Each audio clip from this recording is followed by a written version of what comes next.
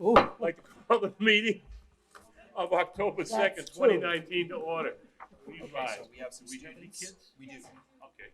Mr. Stack was going to introduce our students this evening. Yes, we have some students here who are going to lead us in the pledge. I'll tell you a little bit more about them after. But can we have Sierra Carey, Courtney, Jelena, Rachel Kelly, and Jared St. Jean come up? Every meeting, different schools come. I don't know if you knew that. Come on up here. Come on up. You're the next We contestant don't on the bite. Price is Right. We're just as nervous as you. All right. Start when you're ready. I pledge allegiance to the flag of the United States of America and to the republic for which it stands, one nation, under God, indivisible, with liberty and justice for all. I have a Sierra certificate for each of you. And then Mr. Stack would like to say a few words about our students. Courtney, thank you. Rachel, thanks for being here tonight. Luke? Oops. Jared. Luke didn't make it today. You look like it. Thank you. So before they go too far, I'll just what I will say is, sometimes our kids do big things, sometimes they do small things. Sometimes they do small things that they don't realize it has a really big impact. And these 4 students, and there were a couple others that were part of this too, they're all part of Key Club. They all had a great idea to try to reinvigorate our activity fair that we do every fall for students to try to get them interested in joining different clubs, activities, and organizations. And they ran with it, and I'll tell you what, in 14 years, it was by far the best organized and run event that we've had, completely 100% driven by students. So.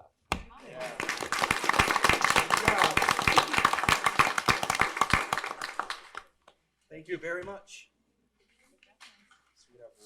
Yeah, as you see, we have the Freemont School Board in attendance. We do this twice a year. First one, they invite us. We go to the other school. Second one, they come here. And so why don't we introduce ourselves? And I will start with Fremont first.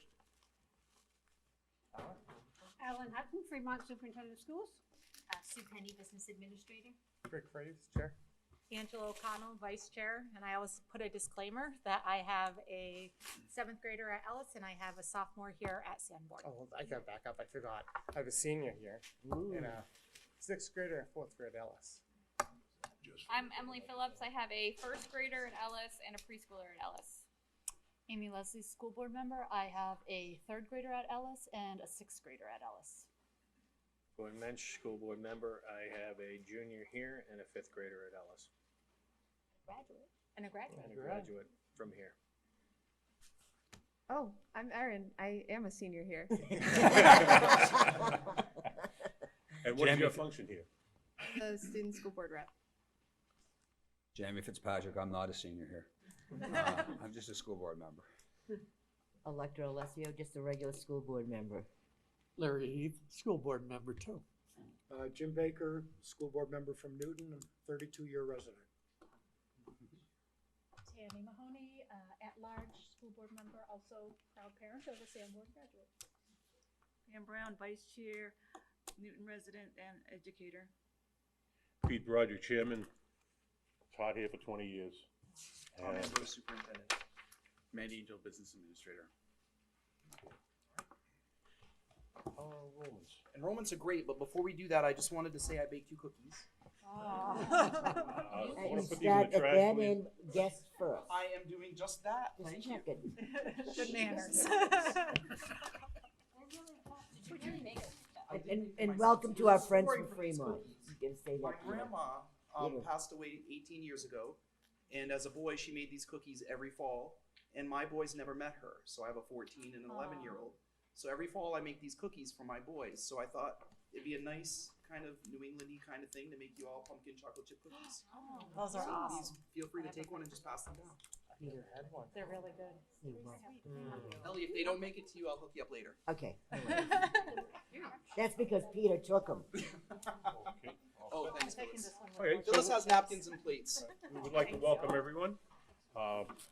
Things are pretty cordial. We're going to keep it that way by the end of the meeting, Superintendent? Yeah, absolutely. Okay.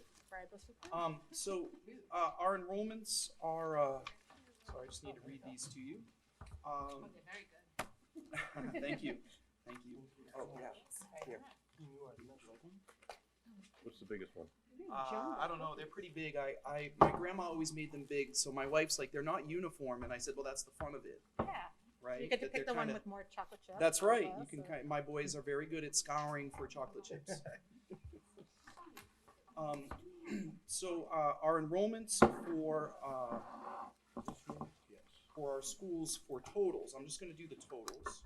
Bakey, as of 10/1/2019, is 341 students. Memorial currently has 273 students. The middle school currently has 316 students. And the high school currently has 648 students. So our total number of pupils is 1,578 as of October 1st.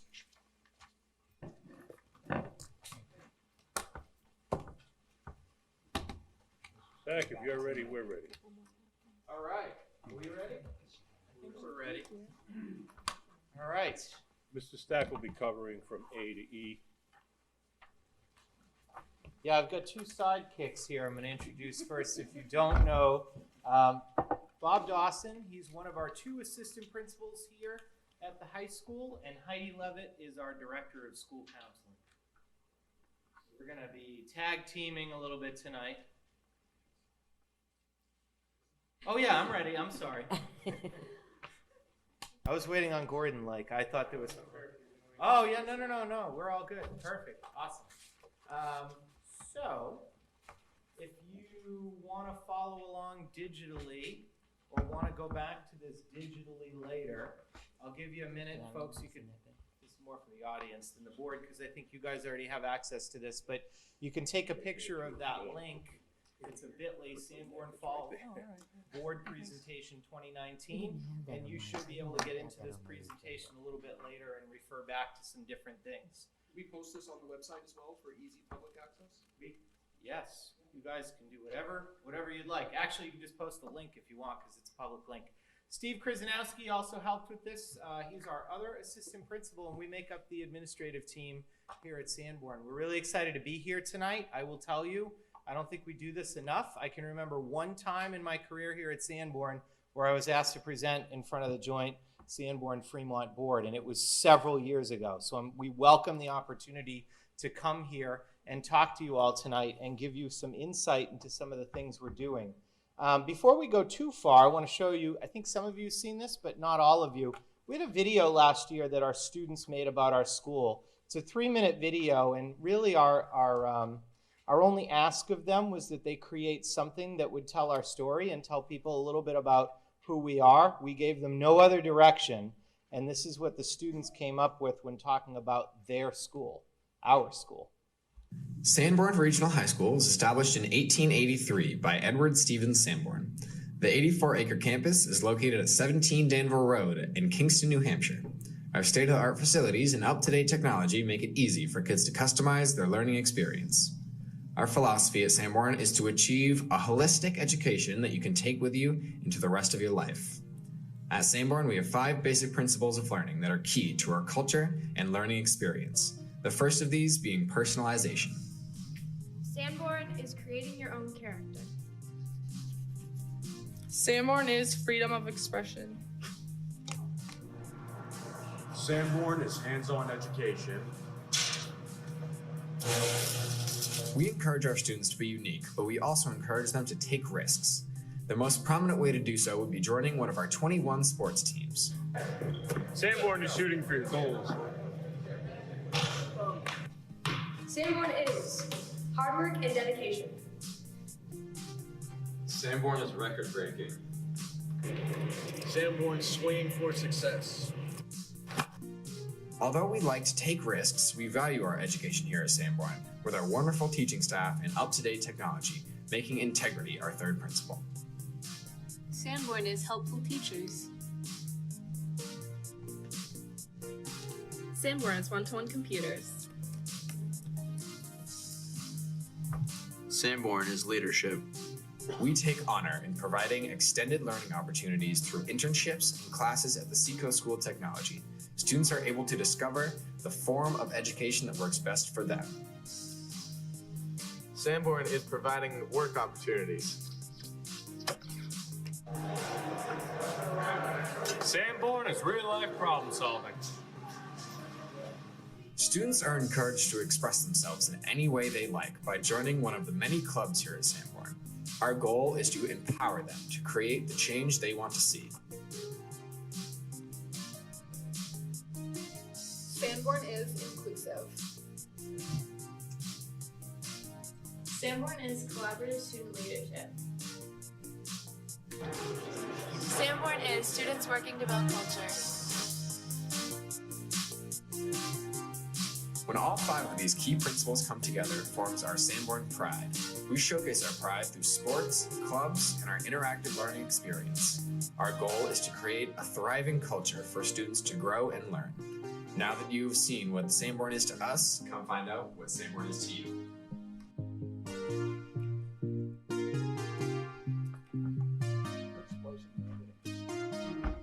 All right, so that's a little introduction to Sanborn. So you gave us quite the list of things to talk about tonight. We're going to do our best to touch upon all of these, and I will. Do we need to be closer for the sound, for the recording? Does that matter? No. Okay. So I'm always mindful of that. We're going to do our best to try to give you just right amounts of information. We don't want to overwhelm you. We also don't want to undersell some things, because I know it's not often that you get together to look at these things. So please, if there's a point along the way where you have a question, don't wait, just ask, because it might be relevant. If it's not, if we say, can you hold the question, we're going to get to that later, we'll do that. But we're going to try to touch, not necessarily in this order, but we're going to try to touch upon some of these different things for you tonight, just to give you some insight. We know you have an important job. It's not an easy job.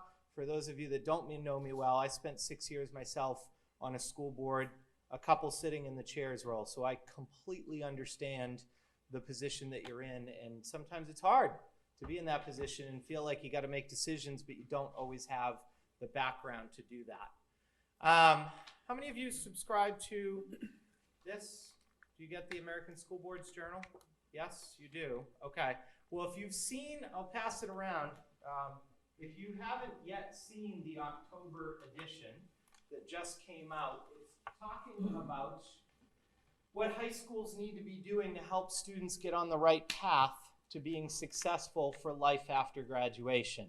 And I'm just going to point out, I'm not even going to get into the articles, simply point out when you go right into the table of contents, there are some articles right there that these are themes that we're going to touch upon tonight. They're all things that we're actively pursuing and doing already here in this school, around apprenticeships, around creating partnerships with the community, helping our students understand how to collaborate and communicate and engage in other work study practices, just thinking outside the box about how we're going to prepare our students for college, career, and life after their school. So these are all themes that will come up. If you don't get the journal, I highly recommend it. It's something really good to subscribe to. It's kind of written for the board level, and they pull in a lot of relevant research and data for you along the way.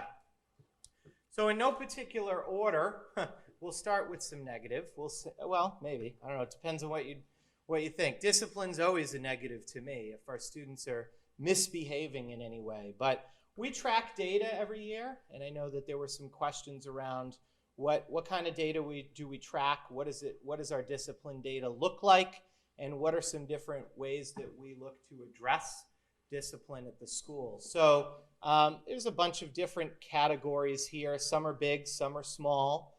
A lot of things get lumped into other if they're not something that fit into a standalone category.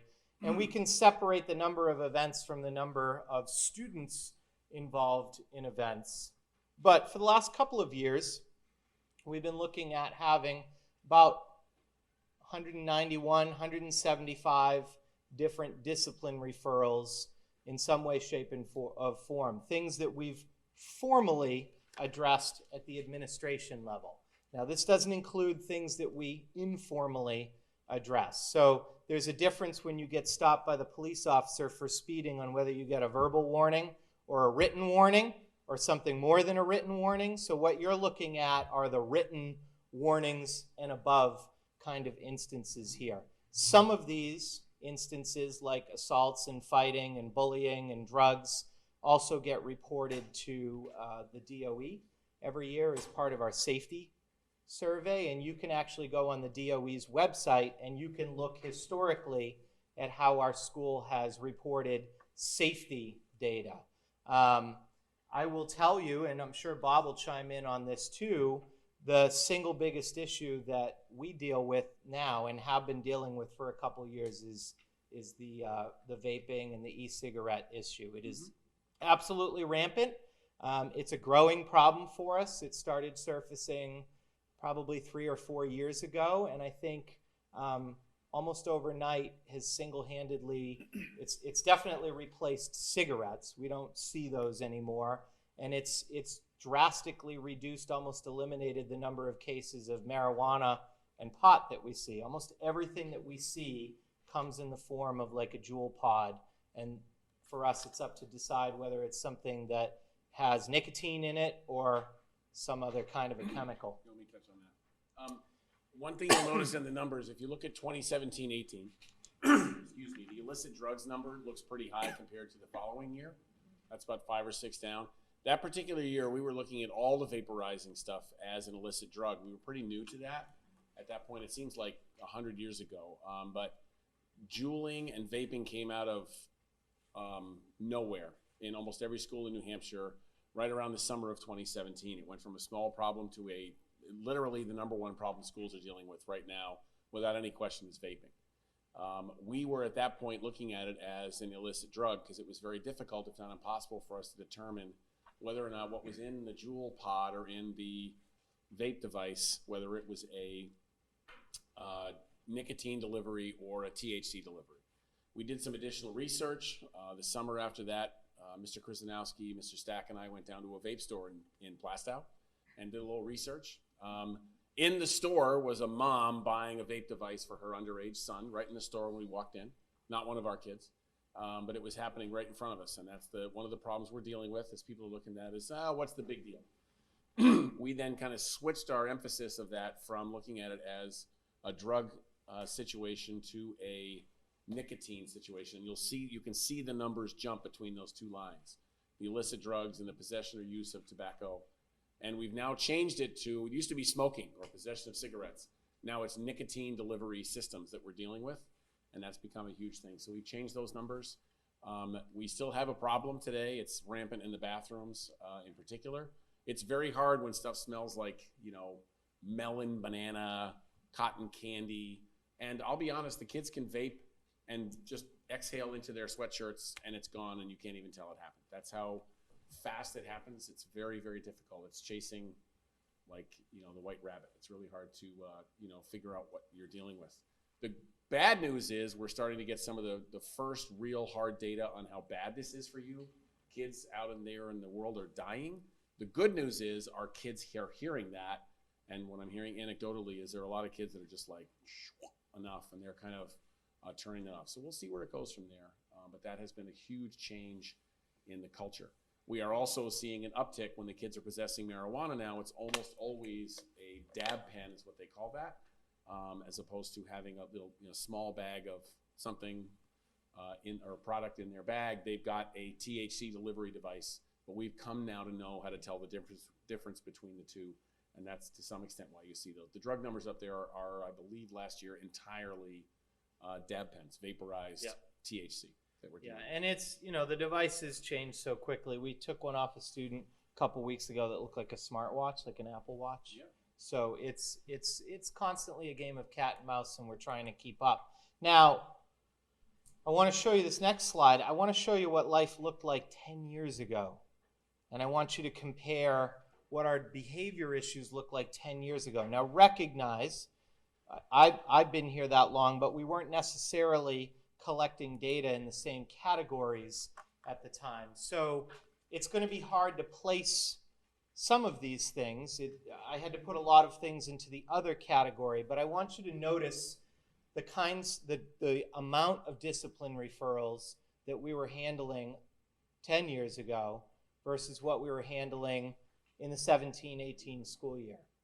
And I will tell you anecdotally, we're not working any less hard, the three of us as administrators who handle discipline. We're working probably, I can tell you, we're working much harder with students than we ever were. The difference being our approach 10 years ago, or I guess more like 12 years ago, we were reactive. It was triage.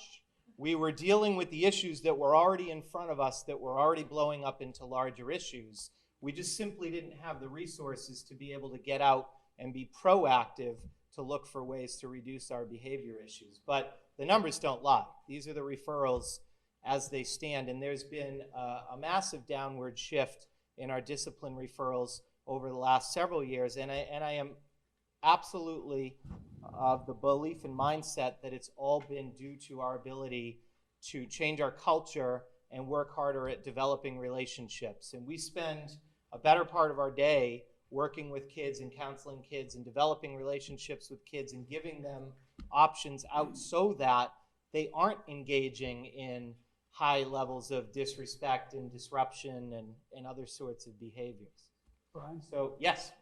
Just a question. You had likened this to a verbal warning and a written warning. Yeah.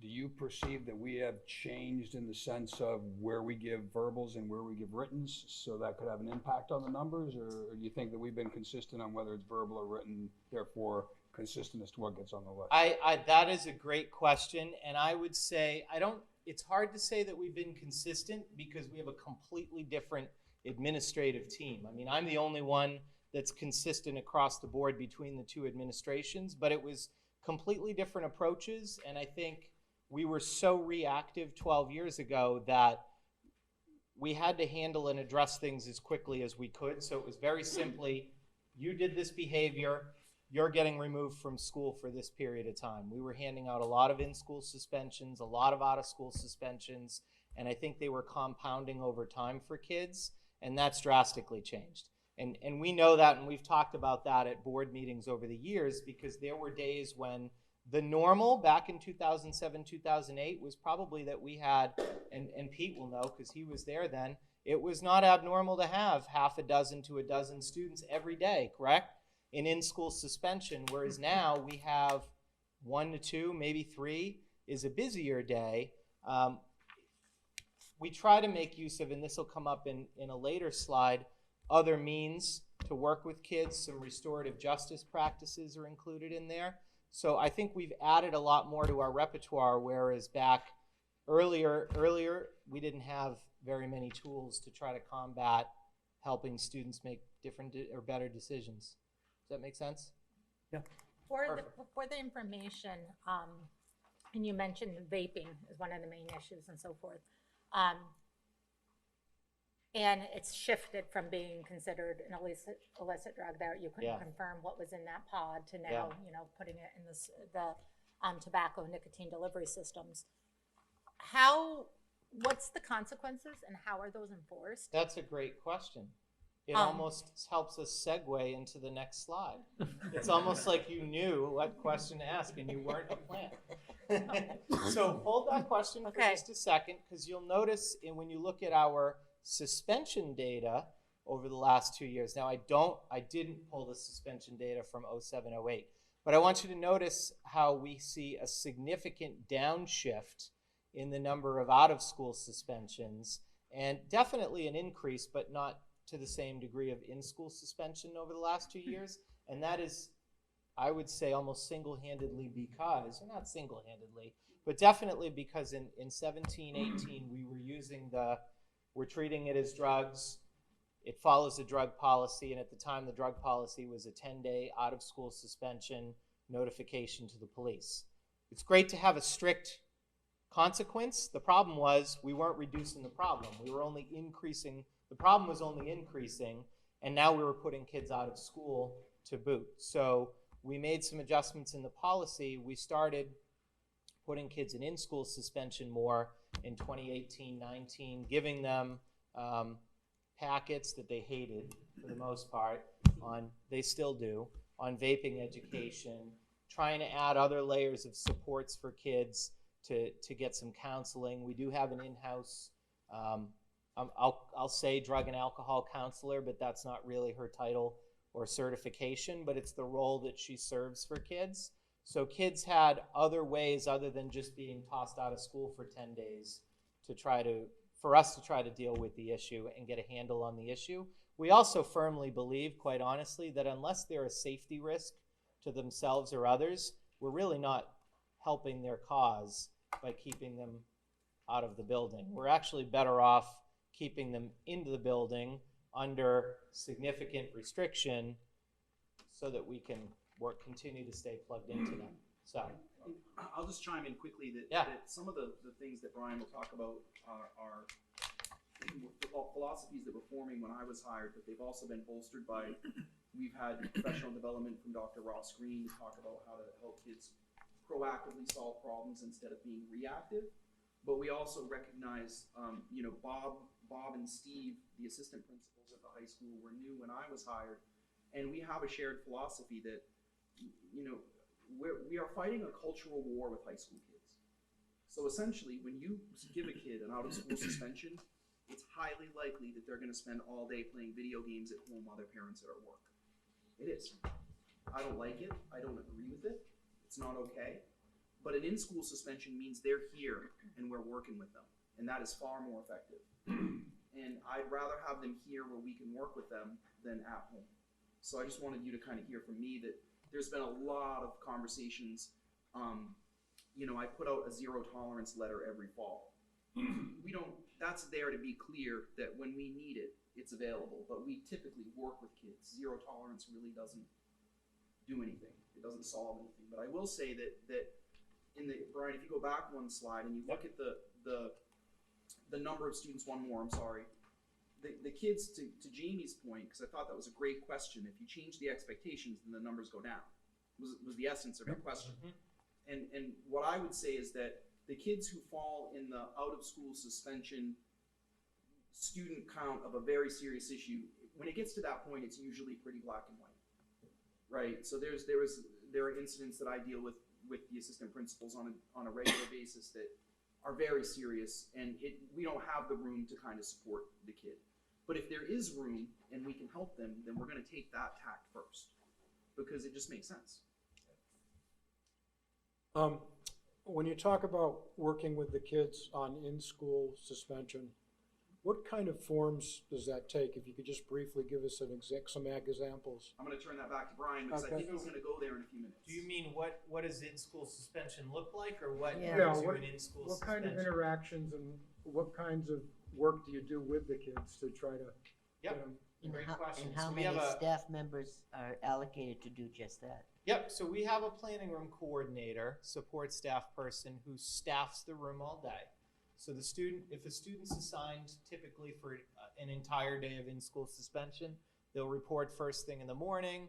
The planning room person, first of all, takes their phone for the day, so they don't have that. They review with them all the academic work that they need to be working on. If they're missing things, they help them get those so that they can turn it into a productive day. It's a quiet room. The room is right across from the bathroom, so if the student needs to use the bathroom, it's no further away than Mr. Sanborn is from me right here. So the students they don't have opportunity to interact with their peers during this time. At some point during the day, the guidance counselor, the student's school counselor, will touch base with the student just to help process what got them there, what could they do differently next time, because it's difficult for Bob or Steve or I to play that counseling role when we've assigned the consequence. They're not always listening to us, where they see their school counselor as a little bit more of a neutral party. The students eat lunch at a different time during the day than the rest of the students. So the planning room person will bring them down between lunches, and they have lunch in the cafeteria where we're there while they take their lunch. And that's generally how it works. Now, we sometimes have students that do partial days for one reason or another. We also have students that might do multiple days, as many as 5 in a row, back to back, depending on the issue. So it's very structured time. It is a very structured time, absolutely, and it's meant to be a timeout, a restriction. It's meant to be that way. Yep, very much so. And we did change, there was a time where, for coverage purposes last year, where students would eat lunch with other students, and we changed that. And I think it's really important too to kind of point out that the message to kids has been really clear from my office, which is if you want help and support, we will help you. But if you're going to impede the learning of others and create a disruptive environment, that will not be tolerated. Right. And we'll give you a chance to make it right, but if you keep doing it, we'll do whatever we have to do to keep everyone else safe. So it's balance. It's all about balance. Absolutely. Do we have a Pareto by grade? Go ahead, Jamie. I was gonna say, is there a Pareto by grade? Does it get better when you go freshman, sophomore, junior, senior? Does it get worse? Oh, well, for some kids, no. For a majority of kids, I would say that absolutely. I would say that we see a higher level of what I would call low-level kinds of offensive, being goofballs, being immature in class, and that creates disruptions. Well, I was figuring with the mixing of the two communities for the first time. Yeah, there's some of In that. high school, that might- There's some of that. Although I will say that our teachers, after about 3 weeks into the year, our freshman teachers would report they couldn't tell you which kids come from which schools because they've already mixed, and they don't. I always say to people, we don't check zip codes. I don't usually know what town a kid's from until I report it, or unless they happen to be a family that I know because they've had other students in the system before. Yeah. I think it's important, can I just piggyback on that? It's important to recognize that Dr. Green's research is very clear. 80 to 85% of students know what to do and will do what's expected of them if the rules are clear and the habits have been put into place. The other 15% have lagging skills and unsolved problems that they need support to figure out. Of those, statistically, you're gonna have about 5% who don't. They're gonna struggle really hard. If you can work really, really strongly with the other 8 to 10% and get some movement there and some progress, the longitudinal idea that you just asked about is a really great one, but I think it's really important to recognize that for high school kids in particular, the prefrontal cortex and cognitive development is different for each child. So you may have a kid that really doesn't do well as a freshman and does really well as a senior, but you might have someone who didn't do as well as a freshman who's fine by a sophomore. I just think it's a really dynamic environment. You know, it's so different than any other profession because we're dealing with super complicated people, right? We're not dealing with any kind of it's hard to summarize things in longitudinal data that way because it's more of a humanistic approach. So that's why I keep thinking, if we're clear with our expectations, if we hold true to those expectations, but we also provide opportunities for people to learn how to participate in our organization by solving problems and teaching them the skills that they need, working on their lagging skills. And Jamie, I know you read Dr. Green's book, but that's where that rubber hits the road. It really is for that 10% that are kind of right in the zone of could be helped if we can help them. And so it's all about balance. Yep. So regarding the approach that we're going to give you help if you need help, if you want help, but we're not going to tolerate disruptions of classrooms. How long has that been the sort of predominant message rather than just say no? Or I think since I started, but probably before. I mean, I think that the concept of our freshman learning community, when that was created, the core principle of the freshman learning community was to have a team of teachers working with a group of kids, which has been, it's funny because middle schools use a teaming approach like that, but it originated in a high school many, many years ago. Somehow it got put into middle schools to have teams, and it just dissolved at the high school level.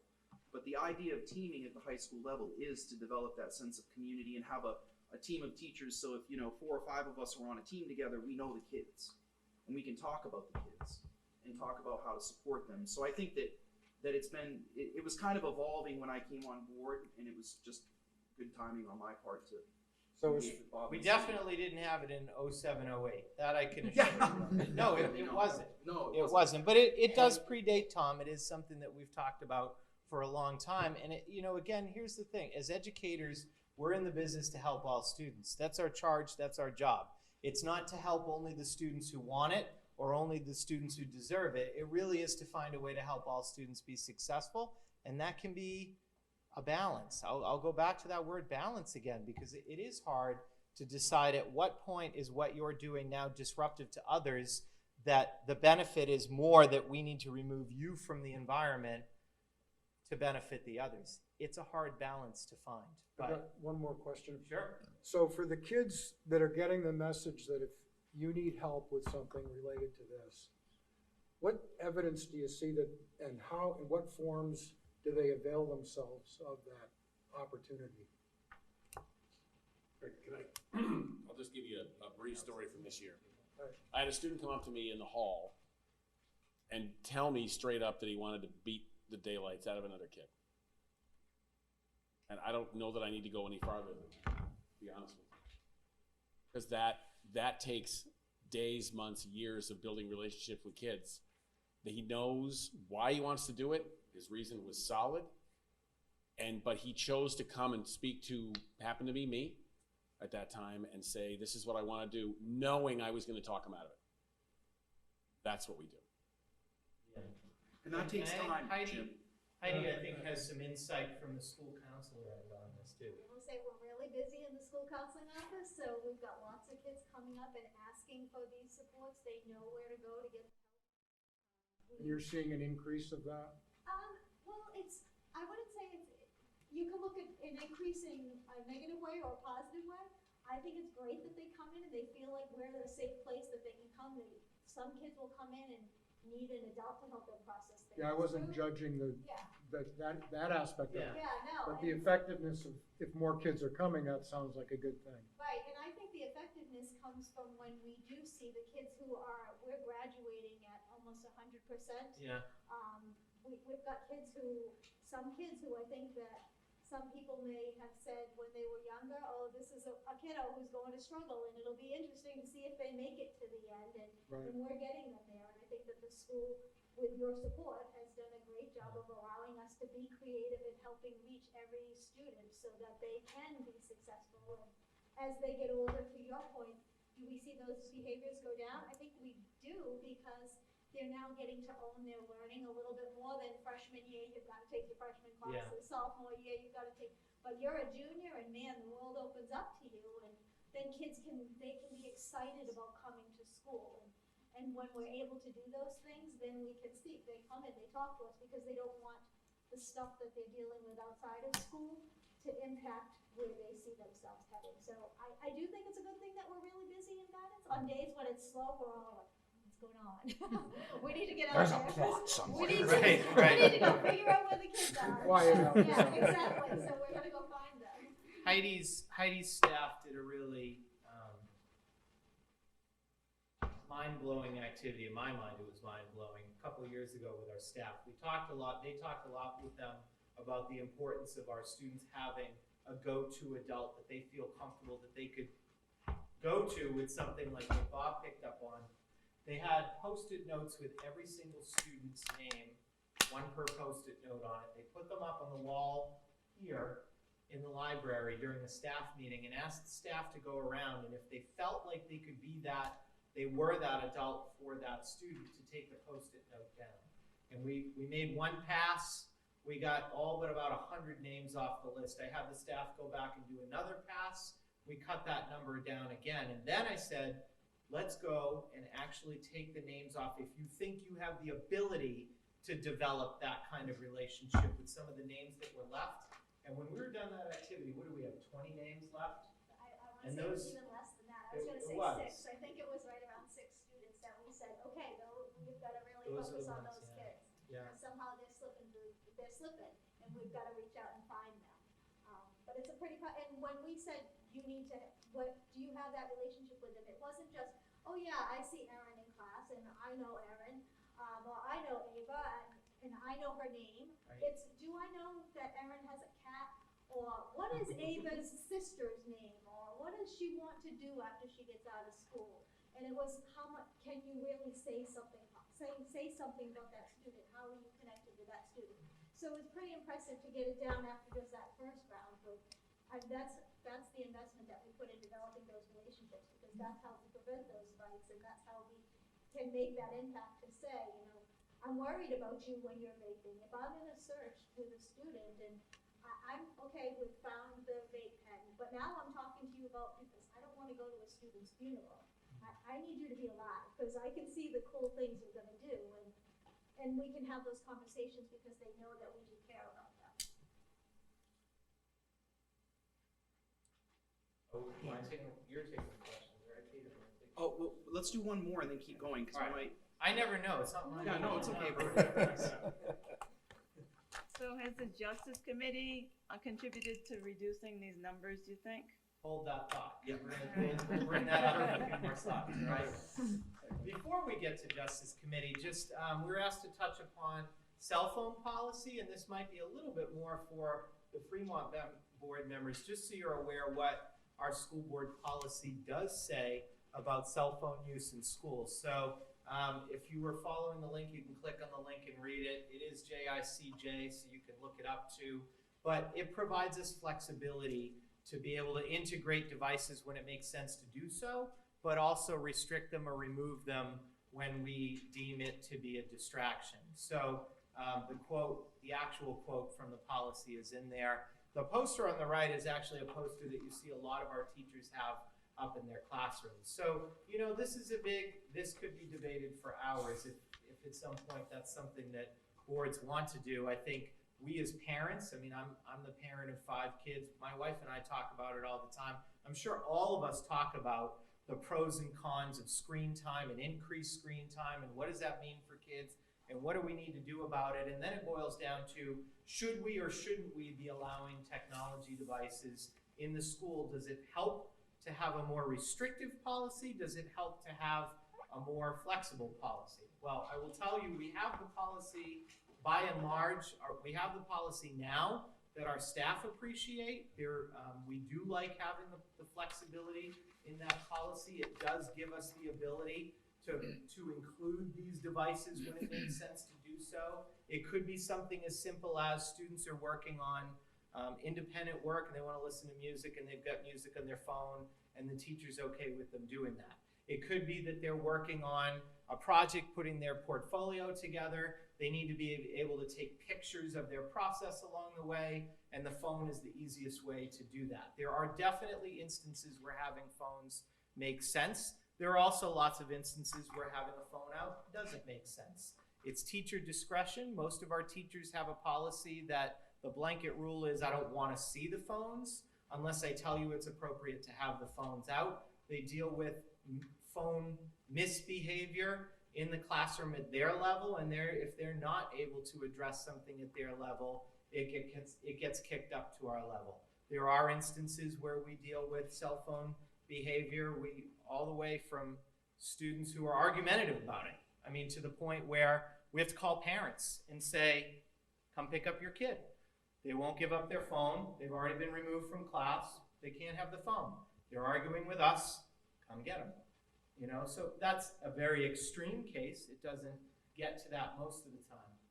I will tell you anecdotally, we're part of a regional network it's called the New England Secondary Schools Consortium. It's an opportunity for our teachers to network with other teachers, and we actually hosted the meeting, so it rotates between schools. We hosted the meeting on Monday, and there were 3 teachers here from another high school far out on the western side of the state that have a different, much more restrictive cell phone policy. Their policy is never, ever, ever, ever, ever, ever in class. The only time you can use it is during passing time and lunch. And they said to me, they actually came up to me in the hall and said, we need to tell you something. We are appalled at cell phone use in the school. I'm like, what do you mean? They're like, it's nowhere near as prevalent as it is in our school. What do you mean? I said, when we're walking down the hallway in our school, all we see are the tops of people's heads. When you walk into our cafeteria and sit down at lunch, all of the kids are on their phones. So I said, well, let's go into the CAF. Let's see what your theory looks like here. And they went into the CAF and they counted very few students on their phones. They were amazed at how many of our kids were actually interacting and socializing with each other. So again, you know, just anecdotal, just one example, just one school, just one observation by a couple of teachers. But by and large, I will say that our staff appreciates the policy that we have. Of course, it's something that I think is always being looked at, and I think should always be looked at, because times change, situations change. Vaping, perfect point. So I would never say that a policy is done and over with and shouldn't be opened up and looked at. But that's where we stand right now with the policy as it is.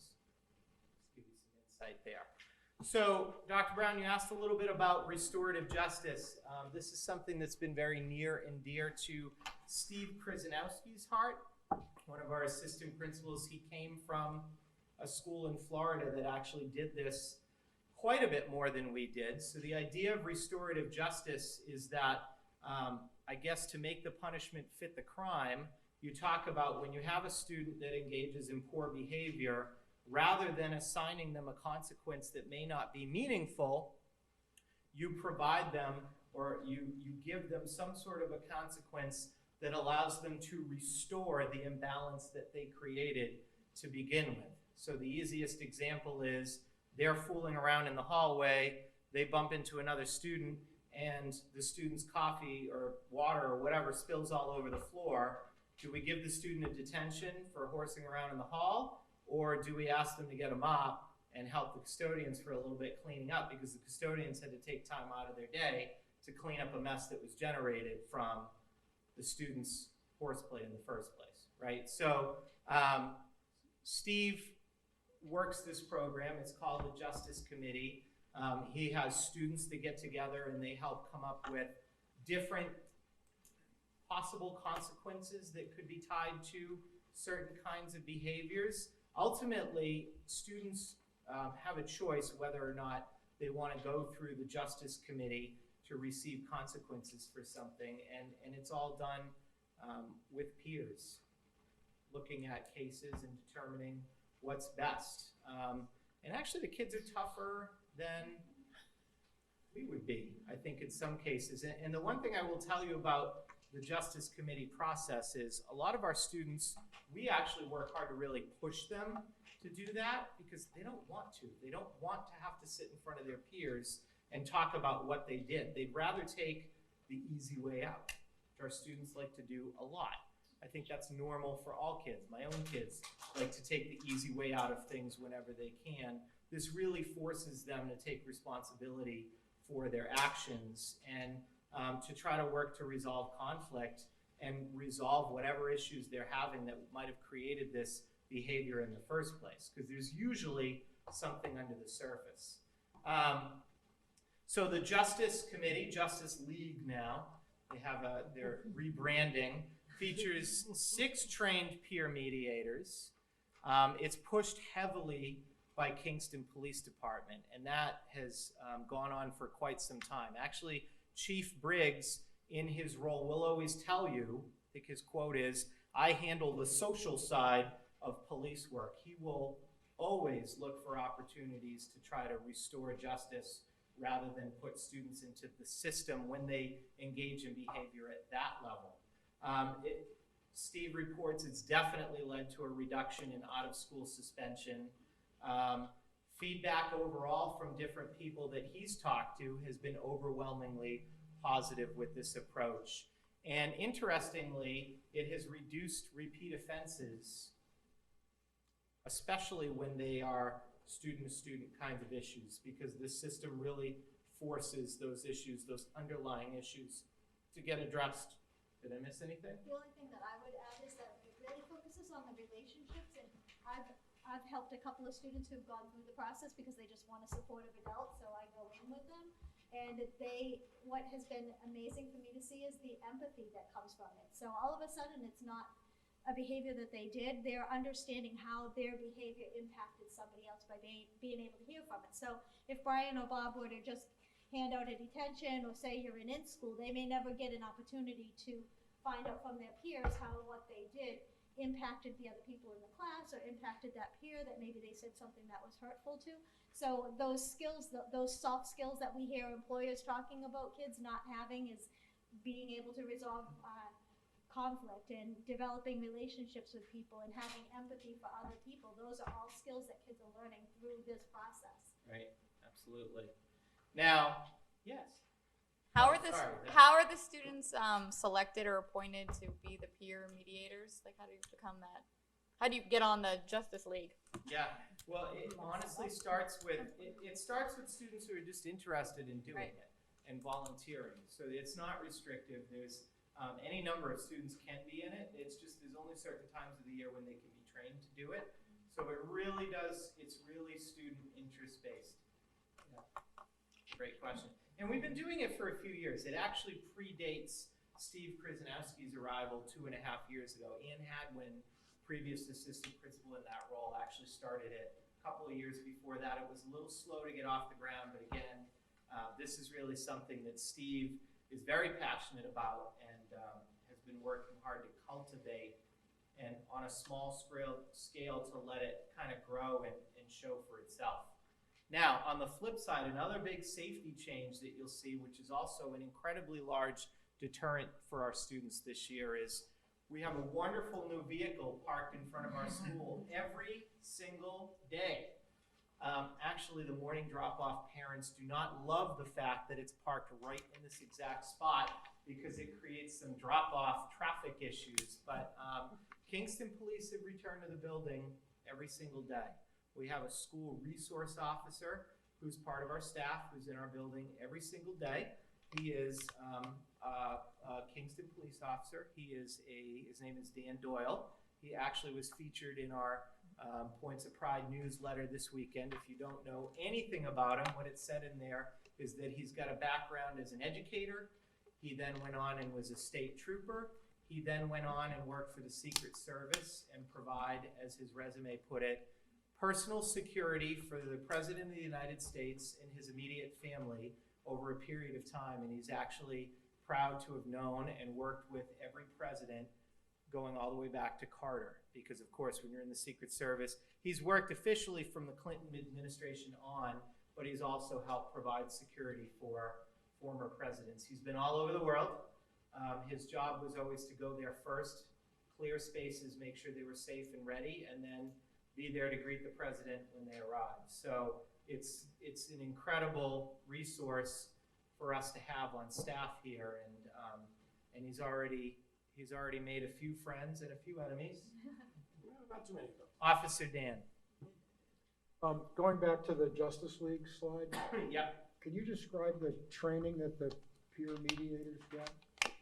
Yeah, they actually spend some time talking about, like, I guess I'll call them case studies. So they spend time reading, like, I don't know if they're fictitious studies or made up, or in many cases, Steve will actually change the names to protect the innocent. They'll take actual cases that we've dealt with on our side, and he's turned them into scenarios for the students to talk about and discuss.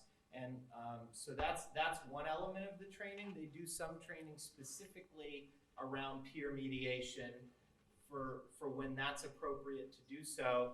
And they spend some time just talking together about what different consequences might look like so that they can create like a menu of, if a student does this kind of a behavior, these might be some different choices that could be relevant or appropriate to assign the student for consequences. So it kind of looks like that. We also have Alice. This is a district initiative. So again, I'm informing the Freemont board more than anything so that you know that we are an Alice district. This is training that we're actively working on over the last 6 months to a year. Alice stands for Alert, Lockdown, Inform, Counter, and Evacuate.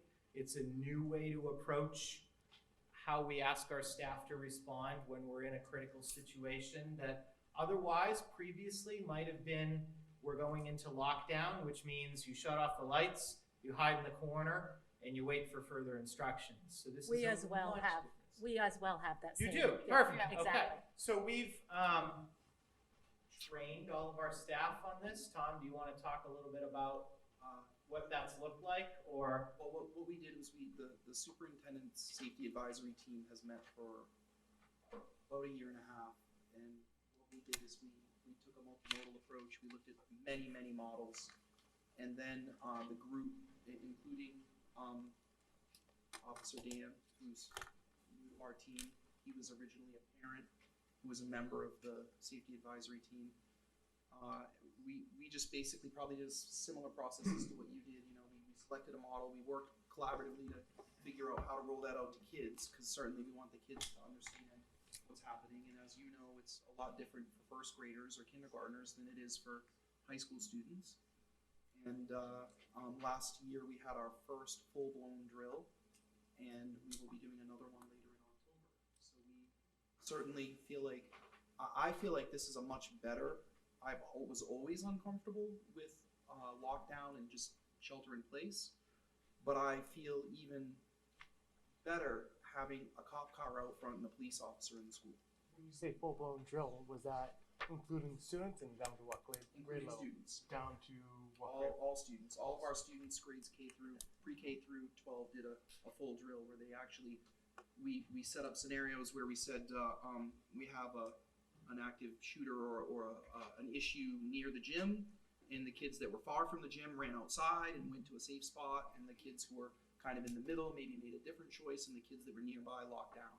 And so the administration kind of chooses the location to see what the response is. So it's a very dynamic situation. But again, I continue to assert that, in my opinion, the greatest deterrent to this problem is having a police officer at the school. The car parked out front is there for a reason, and I feel very strongly that planning for a horrible situation is one thing, but having someone there to actually stop it is another. It's sad that it's come to this in our world, but it is what it is. One other thing, excuse me, that we're doing, and is actually in the works right now, are these alert boxes from a company called Alertus. I actually have a position that I work at a little stadium in Foxborough, Mass. And they have this exact system at Gillette. I noticed one on the wall a couple weeks ago. I was like, oh, look at that. There's actually one of those yellow boxes right next to Brian, right there behind Edward. We're gonna have to probably move him. Edward will be moving. I know. I'm a little bummed about that. We gotta figure out where to put him. And the idea is put him in your office. I'm all for that. I'm Yeah. thinking at the bottom of the lake, but that's a story. That's where she is. That's where they think they the idea is that we would be able to push the button. There are 4 of those in the building that are not active just yet, and that would set off those boxes, and they make an audible noise and they blink. Those lights are actually red. That picture is a little off. And then there is a message that we can put on there. If you just push the button, it would be a generic message. This system is much deeper than that and includes alerts that we can use through every personal computer and device in the building. We can alert through the mobile devices of everybody in the community to a really narrow base of, say, just the upper administrative team, and use our mobile devices to receive the alerts. This is a really key item for several spaces. The cafeteria, the gym, the band room, the shop areas, they all have their own individual boxes in there, right in the rooms, because, and I have done this at a previous school, we had a lockdown drill. It was unannounced. Police officers walked back 3 or 4 minutes into the drill, and the band was going at it. They had absolutely no idea that we were in lockdown. Or they were like pretending they were on the Titanic and they're gonna play with their. Well, that was 95 kids in a room about this big, and they were loud, and they didn't hear it. And our cafeteria is legendary that the PA system isn't great in there. So we have one of these boxes in there, and like I said, one of the gym, and they've been dispersed around the halls as well. We'd like to add some more. The system, I believe, is also being installed at the Bakey School because we received a grant that only applied to the town of Kingston. Tell me when I'm wrong here, but I think I'm right. Correct.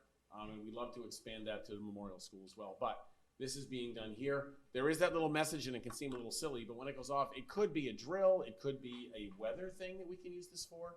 But to me, the real key in this system is the ability to use mobile devices, going back to those devices being in the hands of our educators, the adults, and we can also alert the community as well and update them along the way using this system once we get it set up. It's a little complicated, but we're hoping to have it rolling in the next 5 or 6 weeks, I don't think is unreasonable to say.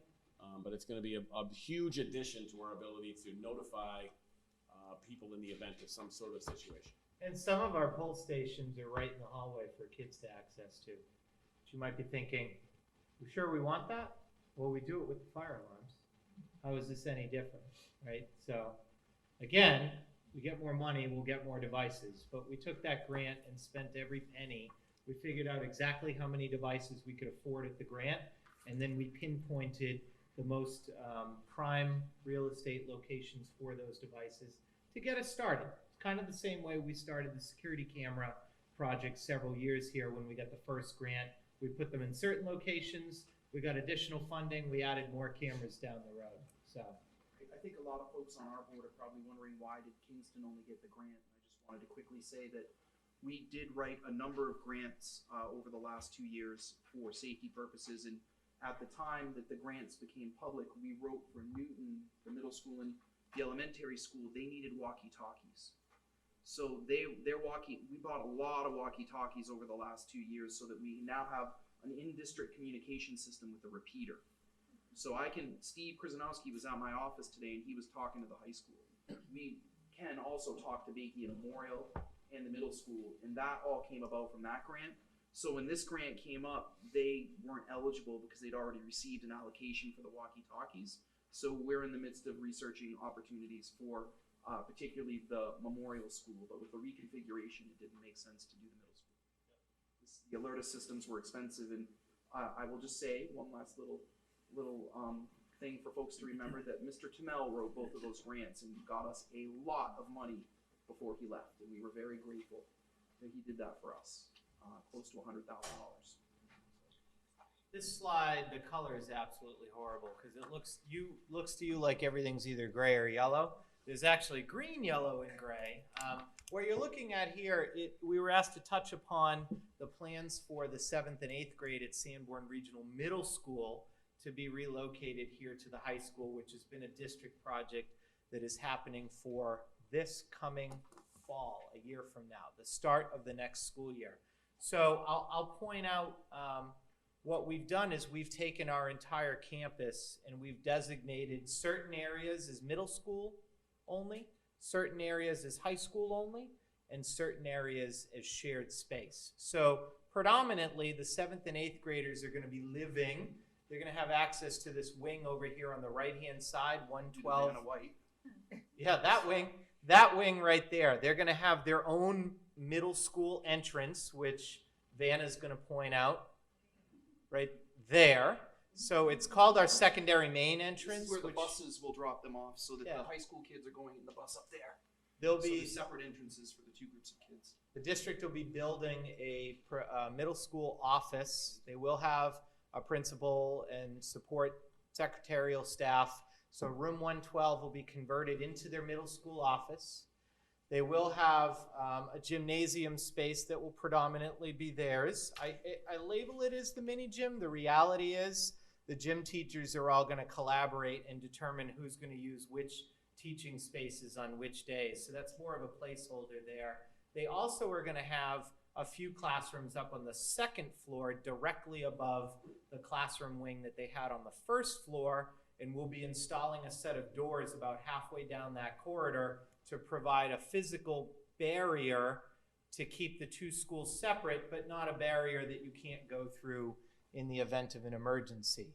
Now, the reason and then we'll share spaces such as the library, the cafeteria, the nurse's office, the auditorium, the band room, the chorus room, and actually we'll be sharing art room space as well, even though that's not noted there. So my purposes for bringing this up is, again, for the Fremont board, for you to be aware, one, that this is happening, because I think the Sanborn board has done a phenomenal job at advertising and holding different sessions about this, but still to this day I get people that ask questions about that. I think Tom fielded one on one of the Facebook community pages today, and I talked with a Newton resident who seemed to think it wasn't actually happening and was surprised when I said, no, it is.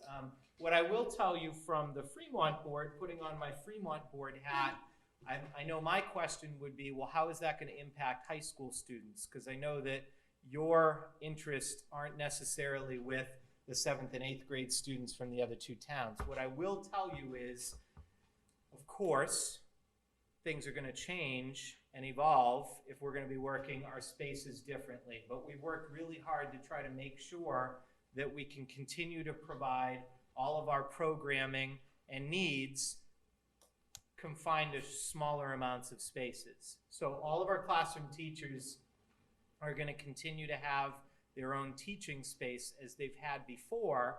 We will be having some people that are going to be floating. So they call them, you know, they say, oh, there'll be teachers on carts. There will be people on carts. They will not be regular ed classroom teachers. They will be other specialists who have a home base in a different setting and can more easily travel from classroom to classroom to work in different spaces during the day. So that's been built in. We're also going to be converting a couple of spaces that currently are not classroom spaces into classroom spaces, again, with an emphasis on trying to maximize every available space that we have in this building. It really is a phenomenal campus. It's a great campus. We certainly want as many of our community members and students to be able to take advantage of it. So we've been charged with the task to work on logistics this year with the middle school administration and with the rest of the district administration. And we're trying to be very mindful of keeping the interests of our program and our students in mind as we're working through things to make this a mutually beneficial relationship for all of our students. So, few questions on this. Yes. Few questions on this. There is approximately 20 classrooms, I believe, that then would be earmarked towards middle school between this slide and the next slide. Yep. So that's 20 classrooms that are currently being used for high school students. Correct. There are a few that are empty right now. Okay. Well, oh, yes, that's true. There are some spaces right now that were being used by the superintendent's office. So I actually forgot to mention that. The superintendent's office moved out of the campus this year, and so they moved to the Christie building. And with that, so they were using office space, but they were also using 3 different classrooms as additional office spaces, overflow space as well. So we gained those back. We have 6 or 7 special education teachers that have their own designated space that they can use for assisted study halls. Those teachers are actually going to be on carts next year because they don't teach all day. They generally teach 2 or 3 classroom periods. They have office space, so all of their home base will still be their office, and then they'll offer their assisted study hall in different classrooms depending on which teachers have a planning period that period. So that buys us a lot of space, and then we're adding a couple of spaces, just classrooms that we haven't historically used as classrooms. One is actually a large storage room that's getting converted so that we can, it's actually quite large. It's larger than a typical classroom. So we'll convert a couple spaces to buy back some classrooms. And I've been pretty vocal about the fact that one of our most valuable assets are those classroom spaces. Those 30 by 30 spaces are really important to us. And every time we lose one for something that's not for a classroom, it's a problem. So we've worked really hard. This has been a lot of input from a lot of people to try to figure this out. It's helpful, obviously I've literally been here since we moved into the building. So I probably know the building as well as some of our other veterans here, but I know it from the logistical side. So, and it's been a fun math problem to try to figure out how we're gonna be able to maximize things.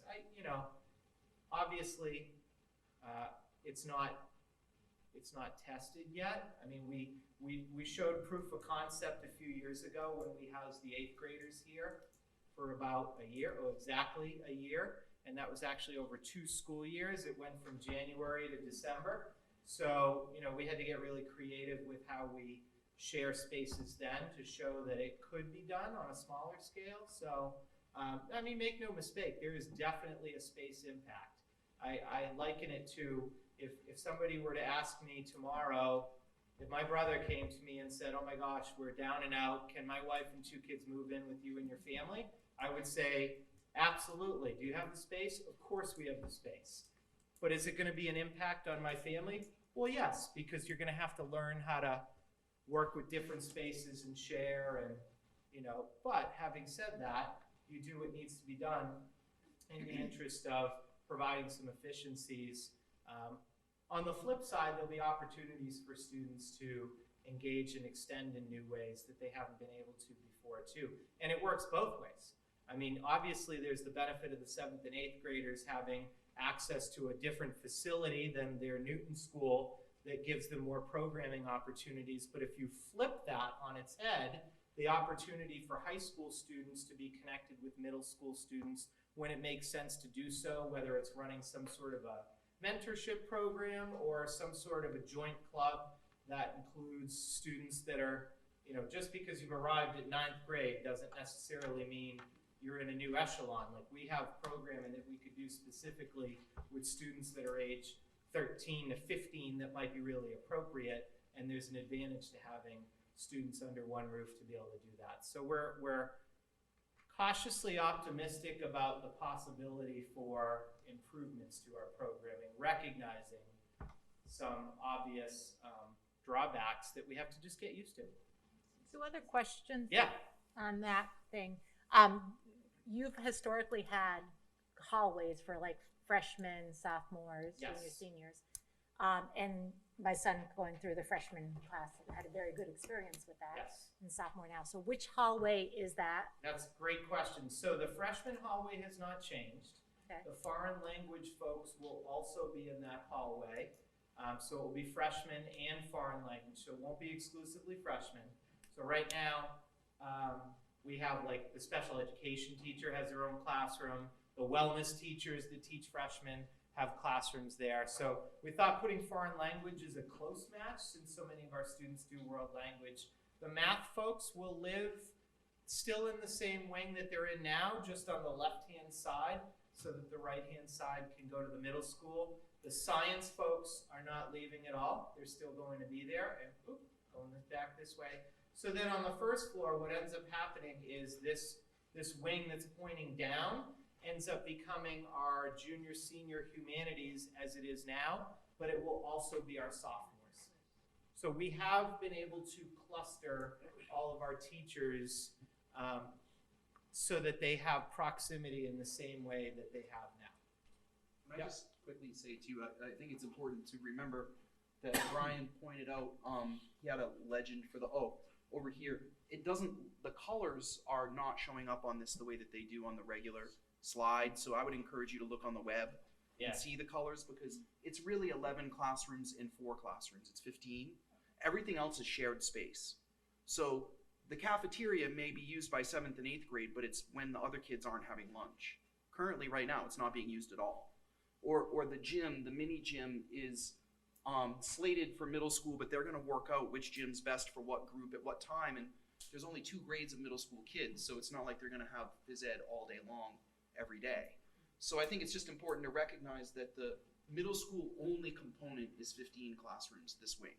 And then the 4, Brian, go to the next slide. I was just realizing I had a laser. The 4 up there. Okay, I guess I was just counting like 223. There looks like there's 5 up there, and then 1 on the other one. 223 is a really small. It's not a full-size classroom. It's more like an office. Okay. Yeah. And on the other slide, I counted that as one of the 11. This is the guidance. It's a guidance office. It's not big enough to house 30 students. I think when the SAU office was here, one of those was used for one of the technology people, and that's been freed up. So it's tricky because we really were. A lot of people don't realize the SAU office was taking up almost 14 spaces. It was a lot. That's not what they were when they got here, but they sprawled. I showed up and sprawled out. When I showed up and there were 4 people working in one area, I said, This room right here, for example, was our textbook storage room. Now close to empty. Books have been relocated elsewhere, and that's going to get converted into a classroom space Brian, as well. can you flip to the next? Yep. Mr. Angel's helping us with that one. So if you look at this wing, here's the guidance wing. but there's a lot of small offices in here that the SAU, 1, 2, 3, 4, 5, I think 6 or 7 or 8 here. And then there's also 3 over there that we used as well that have been freed up since we left. And we had 223 absorbed in our space too. So we gave back, it really was, it's funny because we said that we were moving and all of a sudden people were putting their names on doors. I mean, it was like instantaneous, you know. It didn't take long for folks to start marking their spots, so to speak. Yeah. And also, like another good example, this was the special education suite. When the SAU moved in, we had to take over a classroom for all the case managers. So 102 became an office for the case managers. Well, now they've moved back into their suite, so we gained back a classroom that way. So the net is really not, the net is probably more like 5 or 6 classroom spaces when all's said and done. So it is a little more doable, because then you think, well, we've got about 5 or 6 special education teachers, and they're the ones on carts. And instead of having all 3 PE teachers each having an individual space that they can use when they don't want to be in the gym, they have one dedicated wellness classroom. So, and if they want additional classrooms, they can spill over period by period into a classroom that's open for a free period. So they have their dedicated space, and then they float a little bit. So those were some of the concessions that we made to make it work. It really was, we did try to think of all the different possibilities. Honestly, what gets us is we have a lot of programs that simply have to be where they are because either it's a facility thing, because it's an art room or a shop room, or we have some self-contained special education programs that need a dedicated space and it has to be in a certain location. So we have to work around all of that. We have one open free room in this whole configuration, and it's actually our current family and consumer science kitchen area.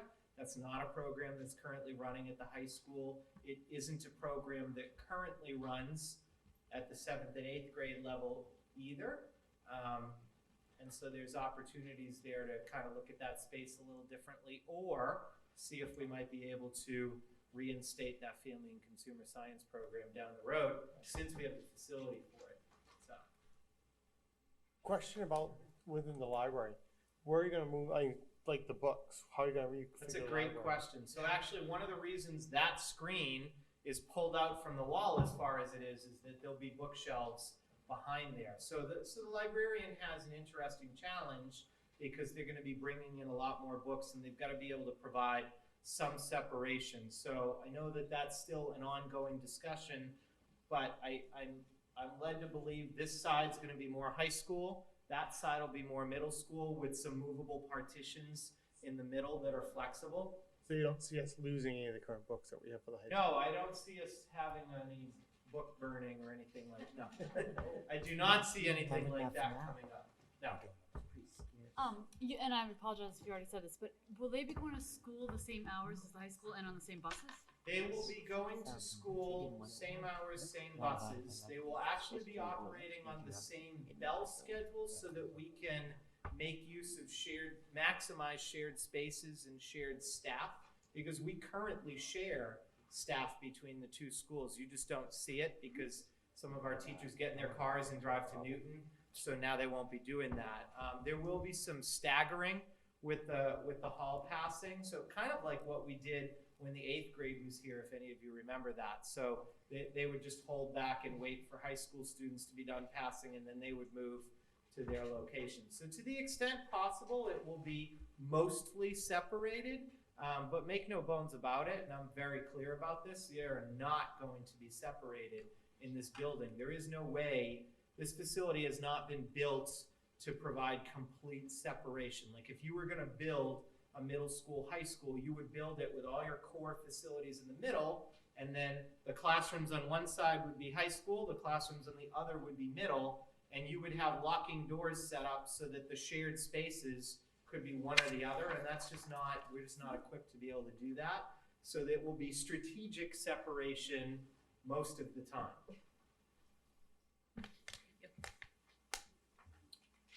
2 questions. On the carts, you said there's going to be 5 staff on carts? If I said 5, I was estimating. It's somewhere between 5 and 7.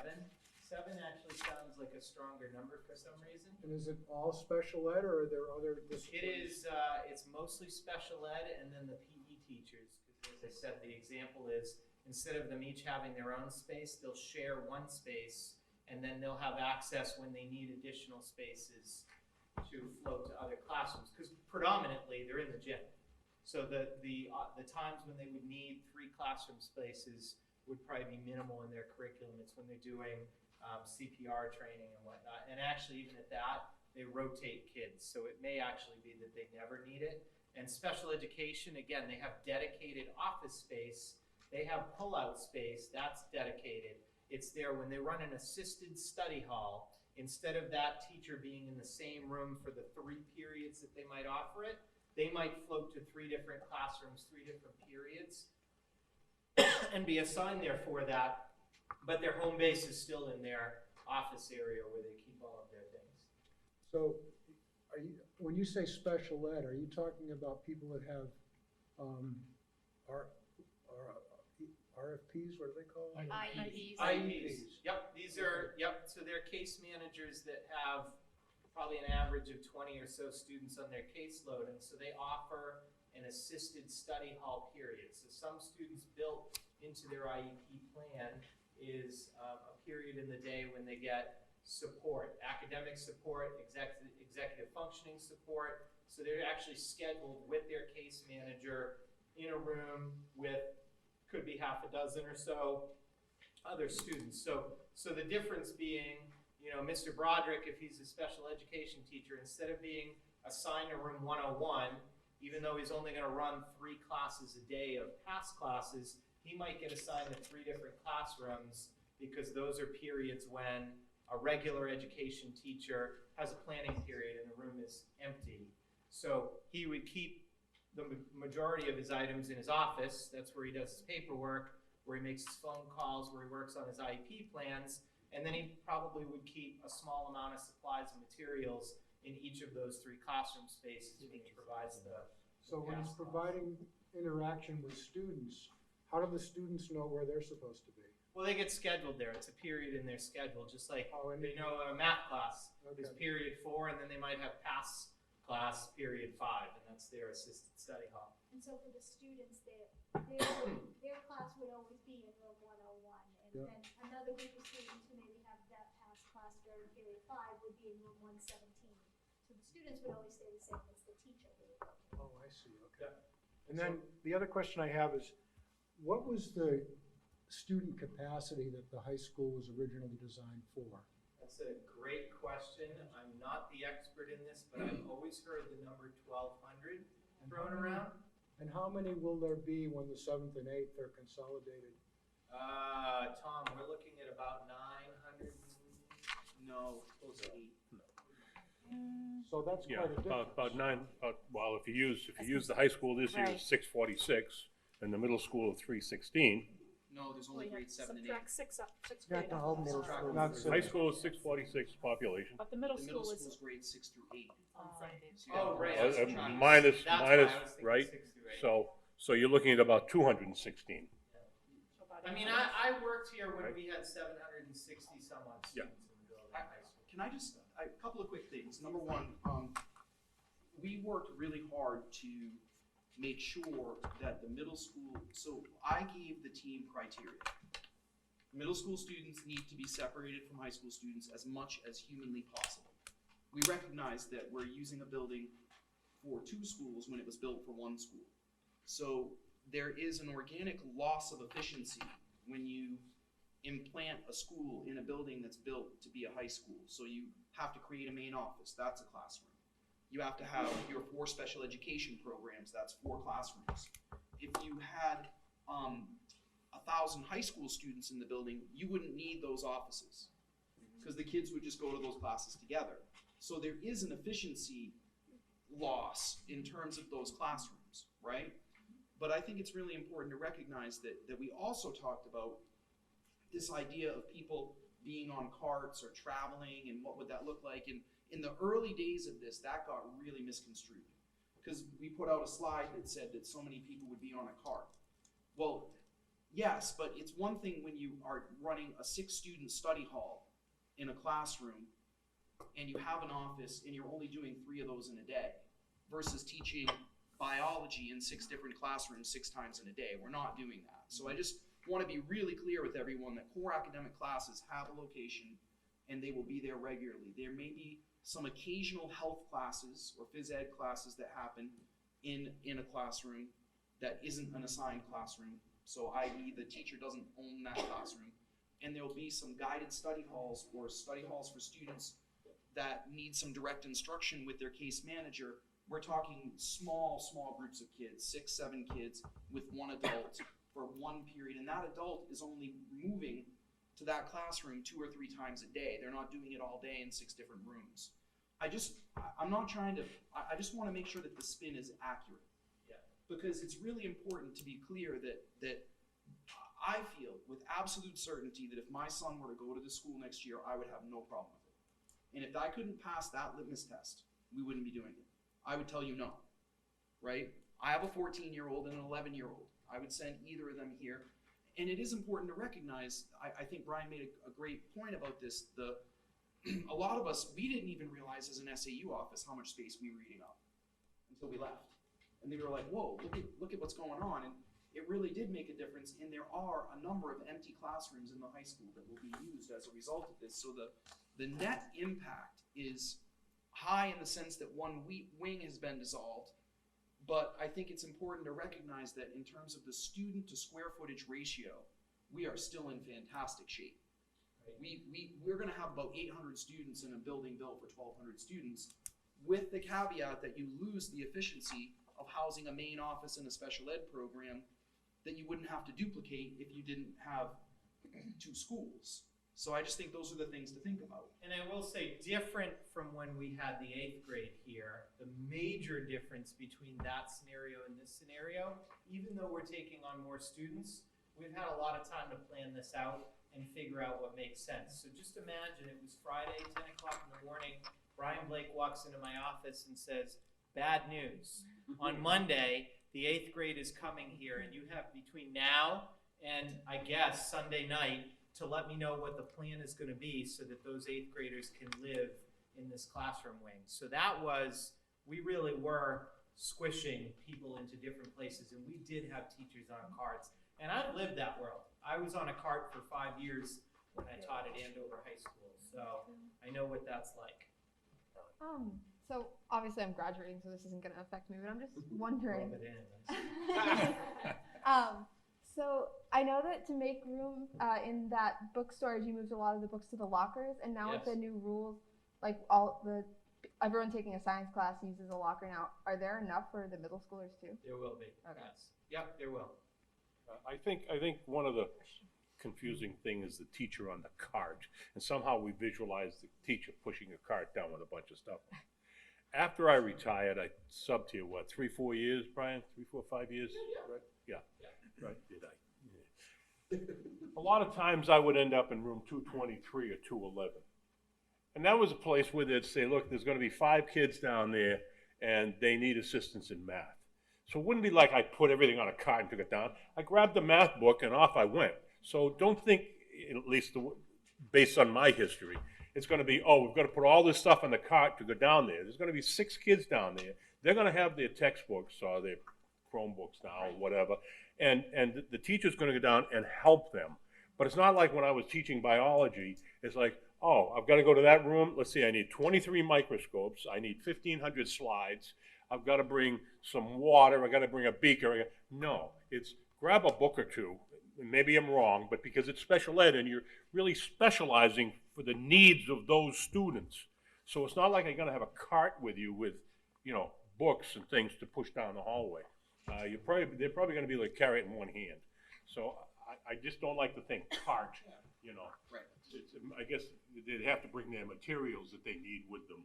And I think that the majority of the questions or the concerns is just that the same level of education and the same offerings are going to be available for the high school students. Yep. That's really where the questions are coming from, and I think that's a valid, that's where the question. So again, great segue. I think you're welcome. We clearly coordinated. So let's switch gears and talk a little bit about our programming and our academics. So For our Sanborn board members, I am not redoing the entire presentation that you just saw a couple weeks ago, but I did want to point out that our school was named a model PLC school this past month by Solution Tree. If you don't know what a professional learning community is, it's a PLC. I will tell you in simplest terms, it's the ability for us to have a structure where our teachers can collaboratively team in a way where they're focused on student achievement, and all of their work together is towards advancing student achievement. So in order to get this honor, and the honor doesn't tell us we're the best at having a PLC and everybody should do exactly what we did because we perfected it.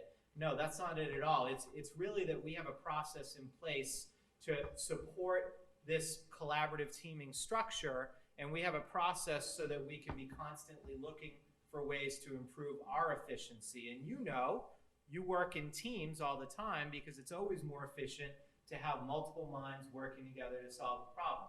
So imagine we do that at the high school level, and it's much rarer to see a PLC model school at the high school level than it is at the lower level. It's quite a few things. The bullets are there, you can read them, of things that we have to produce evidence of to show that we have a structure in place to support this model.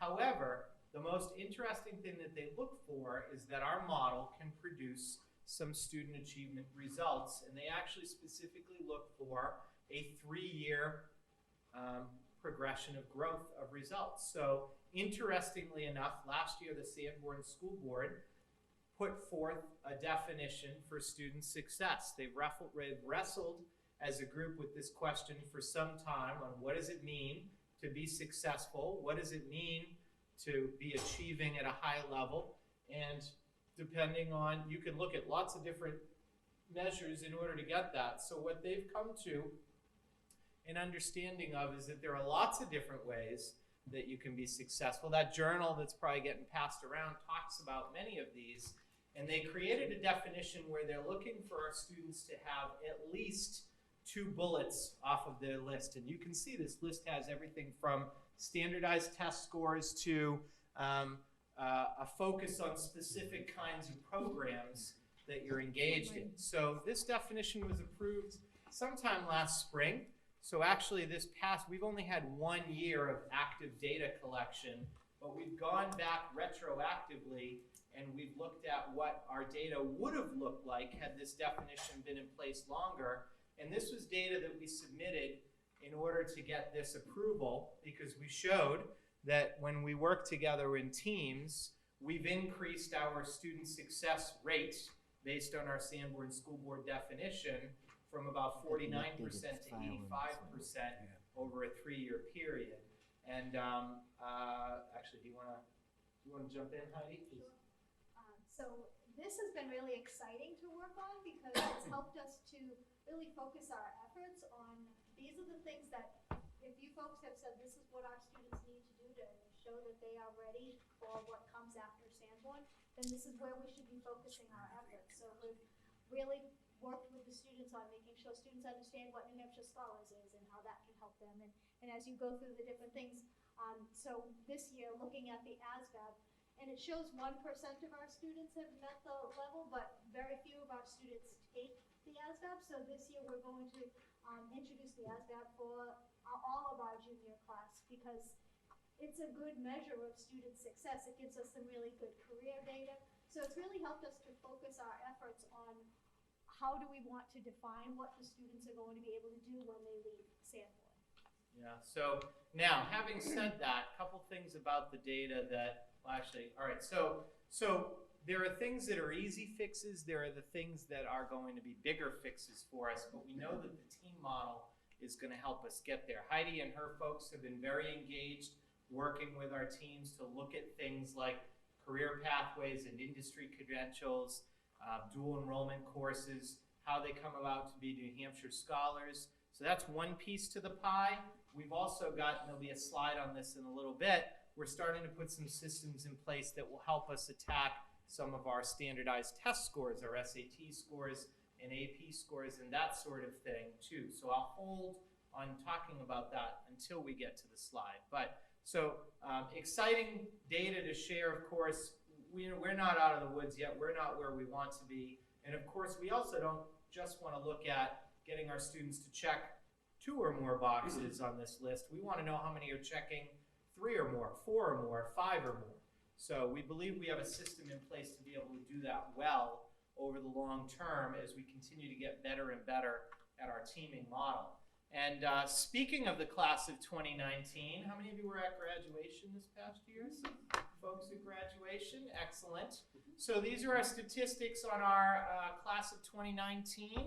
I won't read them off to you, but I will point out that our kids pursue many paths when they leave us here. 100% of our students have a plan. Most of them will tell you it's the plan that they're really excited about. There are a few that they're not 100% sure. That's always the case with 17 and 18-year-olds as they leave us. Also, we publish this data every single year, and I've actually been putting them on our website going all the way back to 2013. So if you're curious what this data looks like year by year, you can go on the high school website. There's a quick link for Graduation Central. You go all the way down to the bottom, and it will actually give you links for class of 2019 statistics, 18 statistics, going all the way back. If you took the link down at the beginning, you could click here and get that same list. Also in there, I wasn't going to put it up as a slide because it would be overwhelming. You can see all the different colleges and universities each of our graduating classes has been accepted to over the last several years as well. So those are things that we track. Those are things that we care about. I didn't put a slide in here. However, it would be important to note we also track our kids when they leave us after high school and go on to college. We're really excited to have, there's a statistic called the college persistence rate. So what they do is they look at the percentage of students who return to sophomore year of college after completing freshman year of college, and that's an indicator to some degree of how successful and prepared they were for college. Our number is above both the state average and the national average. So we hover at about 82, 83%. The state's a few points below that. The national average is below that. So that's an important indicator for us that talks about college success beyond high school. So getting back to the standardized test data. So one of the other things that we've put in place this year, and Tom has really been instrumental at supporting this work, is looking at how we approach intervention. So we've had a reading intervention, a reading specialist. However, we haven't been using that person as effectively as we could be or should be. We have not had a math specialist. So we now have both of those positions in place, and we're working hard towards an intervention pyramid. So you're seeing what an intervention pyramid looks like. Now, a pyramid is normally flipped the other way, so it goes up, but we actually don't do that anymore for when we talk about intervention, because when the pyramid goes to the top, it almost looks like the goal is to get to special education. Well, that's not where the goal is. So they've started flipping the pyramid backwards. So Tier 1 is the program that all of our students receive when they get supports. If they need additional supports, some of our students may start to get Tier 2 supports, and that's where our interventionists would come into play, our intervention work with our specialists. And then, of course, when a few of our students need more intensive Tier 3 supports, that would happen. And a lot of times, those are tied directly to special education. So this is very much a work in progress for us. It is very much at the early stages. And I think if Mr. Ambrose had the mic right now, he would be telling you that he's working really hard to turn some of our efficiencies from doing the redistricting into opportunities to bring in more interventionists to be able to work with our students K-12. So of course that includes 9-12, which I know that's where your interests lie. And I don't mean to keep talking to the Fremont board members, but of course we don't get to see you as often as we do. Well, listen, I've been at every board meeting I've been here this year talking to you. I don't think there's been one I've missed yet. So that's a little bit on that. Another small thing that we've added, just so you're aware, I know our bell schedule, if you look at it, you're like, What the heck is that? If you're not familiar with our best bell schedule, today's not the day to learn it. What I do want to point out to you though is that there is a new, I say it's 14 minutes. It's really not 14 minutes because there's passing time in there, but there's a little breakfast break. We have a lot of hungry students that come to our school and they're just not, we love them to eat before 7:20 in the morning. The reality is most of them are not, and they're starving by about 8:30, 8:45, and trying to sneak into the cafeteria to buy some food to take back with them to class. So we've decided, I polled a lot of high schools around the state and found a lot of high schools actually have, they just called it an extended passing period. The passing period between period 1 and 2 was just a little bit longer to allow students that opportunity to grab some breakfast. So we've started doing that. Our breakfast sales are much higher than they've ever been. And we're working with our cafeteria now to open up a second floor grab-and-go breakfast station that hopefully will be up and running in the next couple of weeks, which will encourage more students to grab a quick bite to eat before they head off to their second period of the day. So that's a minor addition. So do all the students go to the cafeteria then during that A breakfast lot of them time do. period? They don't Or have what? to. Okay, I was gonna Some say. just they bring a snack and it's an opportunity to eat it that way then. However, we're hoping by adding the second floor grab and go station and they're buying equipment for it and everything so that they can actually make it a really viable alternate location where you still can get quite a variety of things. That will actually, well, one, I guess, increase the number of kids eating, but more importantly, give them a quick, efficient option so they don't have to go down. My hope was that was going to be up and running for the first day of school, but things beyond my control kind of prevented that from happening that quickly. So that's something that we've been working with. Yes? Can I just say that this was funny because I saw a master schedule and I'm like, hey, wait a minute, what is that? So this was definitely ask forgiveness, not permission situation on Mr. Stack's part. Fortunately, I love it because we know that many kids' parents are not home in the morning and eating is critical. We overlook the simple things. They're kids. We're lucky if they get here. Our attendance is something that we need to work on and it's a community issue. But I won't go into that rabbit hole right now. It's a minor change. It's not like it's a change minor the start change, time. but I just want to be clear that Although, having said that, there this what? is huge, right? 40 it's really good for high school kids. I was really happy that Mr. Stack did this. I think it's fantastic. Yeah, and this really came about from our school nurse and our wellness committee, really, and our teachers really recommending that this was a good move to make. And we're well over minimum standards instructional minutes, so dedicating a little bit of time. Yeah, we're good. Although we may need to cut back a little bit on the snow call this year. Another thing that we have going on is just well over the instructional minutes, can you give us an idea of the typical student in the course of the day? How many instructional minutes out of this grid do you get? Yes, well, so we used to have 60-minute classes.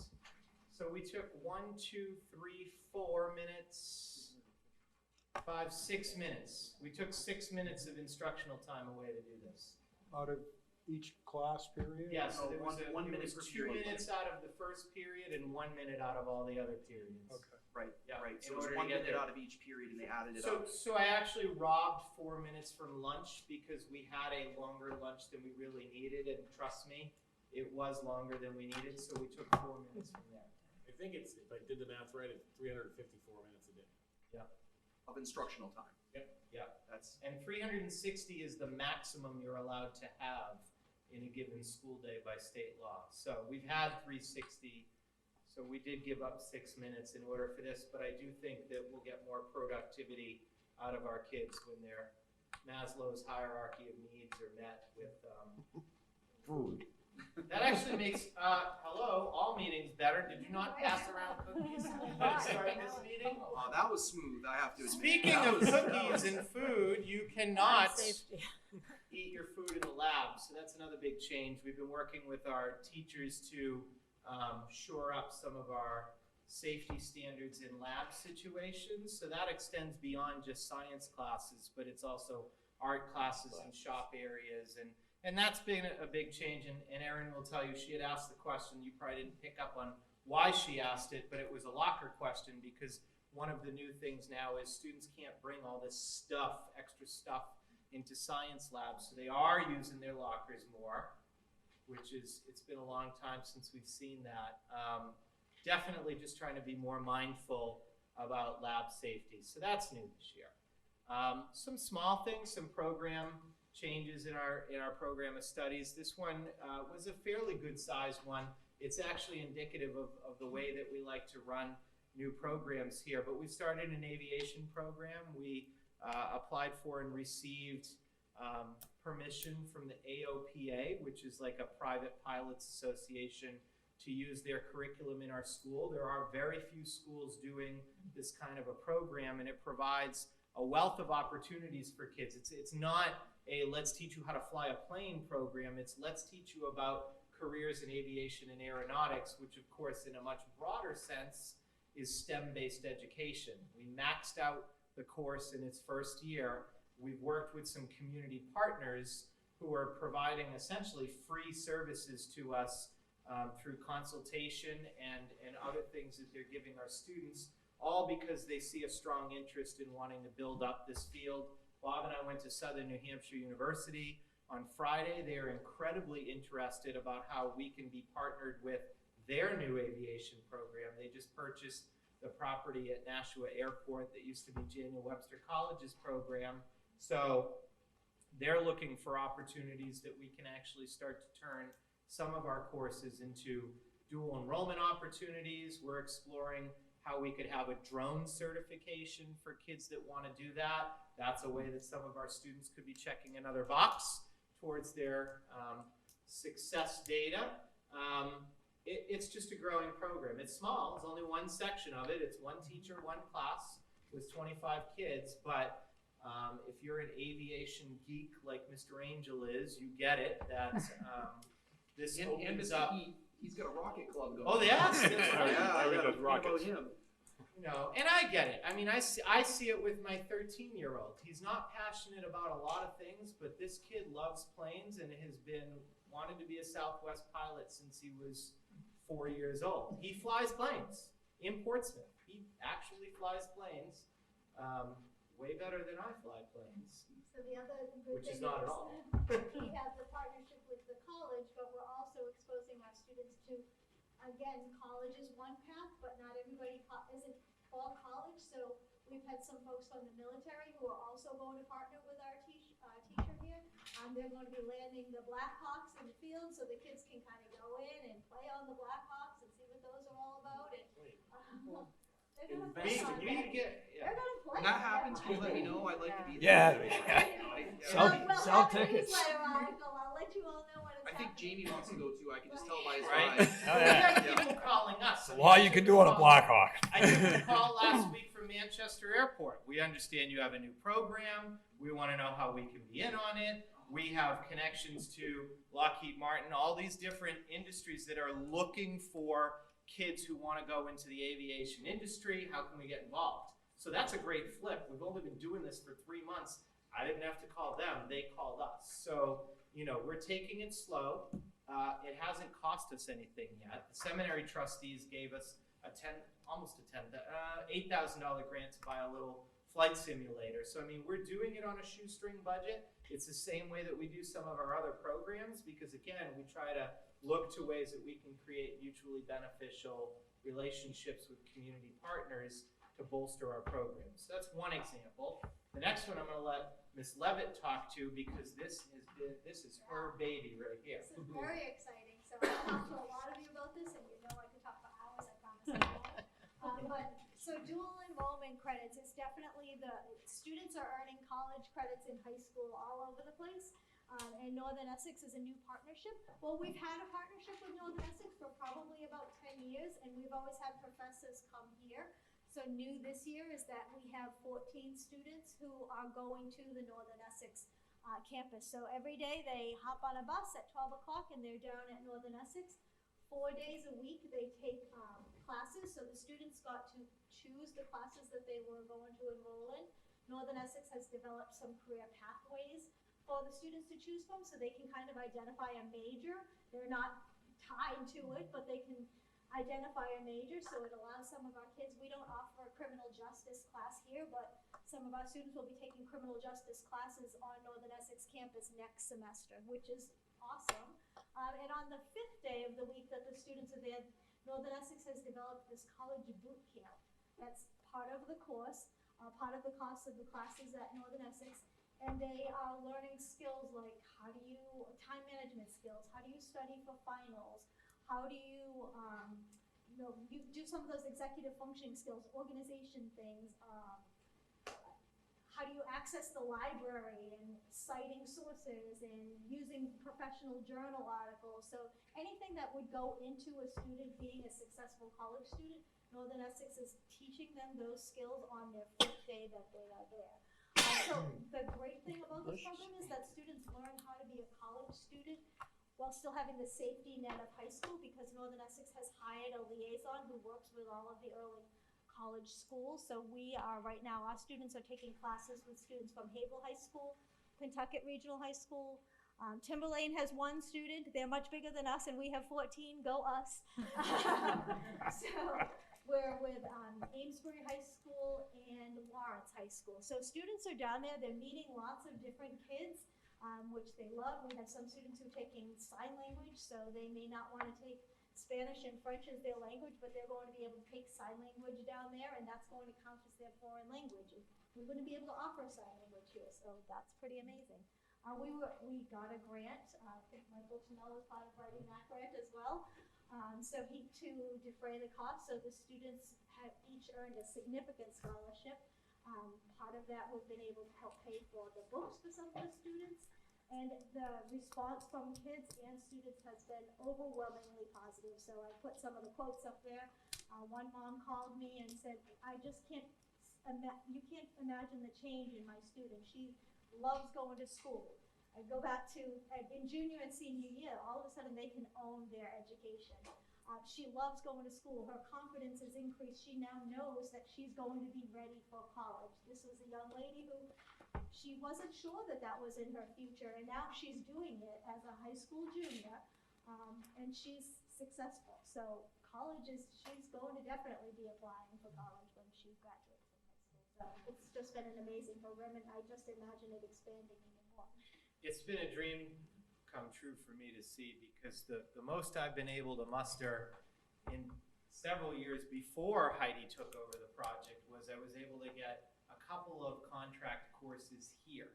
Now for that same money, we're busing the students there and they can take advantage of all these. But Heidi was really instrumental in saying, though, well, how can we expand it? How can we expand it? And building up those partnerships with the other high schools. It's really amazing. When we have a joint board meeting in the spring, could we talk about this and ELOs? Because the hour's getting late, and I want to, this whole topic is a world in itself that I personally would like to talk about, and I think the ISA committee would like to talk about, but I think that for tonight's purposes, I just want the Fremont folks to hear that the idea of the aviation course and that experiential learning combined with this concept of having our students have the access to dual enrollment is the future. Right.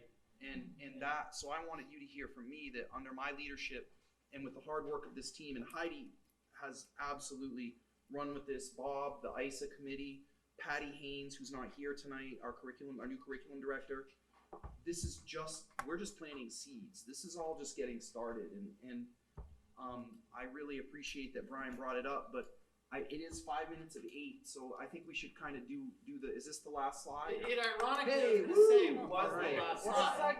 Yeah. This is what we expect to be up here for 2 hours, but y'all kept asking great questions. This is where I step in. Are there any questions from school board members? And then we'll go to the public. No cost to students. What's the cost to the district? So there is a cost to the student. So it's a lower cost. So typically a Northern Essex class would cost about $300 per credit, so about $900 for a $300 for a 3-credit class, and the students are now paying $123 per credit. Yeah. And so with that grant, we were able to defray that cost even more for the kids. And the district cost is comparable to what we were paying to contract Northern Essex to run the couple of courses here. So Matt, you don't know off the top of your head, the bus is somewhere in the neighborhood of 20,000, which is about what we were budgeting to pay for. All right, 21 and change, and I think we were paying 18.5 for the contracted courses. So it was a little bit of a difference, but not significant. How many students, though, were taking those contracted courses here? Depended on the year. Some Okay. years it was small, 7 or 8. One year we had 20. Last year we had, I think, 40. Yeah. But what we've also, and I know you want us to wrap up. Okay. We've developed a lot of dual enrollment classes. I know I need to be reined in. We've developed a lot of dual enrollment partnerships. So we have partnerships with SNHU, with NHTI. So there's still other options here. Oh, yeah. New Hampshire Technical Institute, Great Bay Community College. So students have kind of expanded their interest with some of those different programs. And I think that the kids were it's the first year, so they were reluctant to go to the college campus, but it's been a positive response, so I anticipate it growing. So last question for me.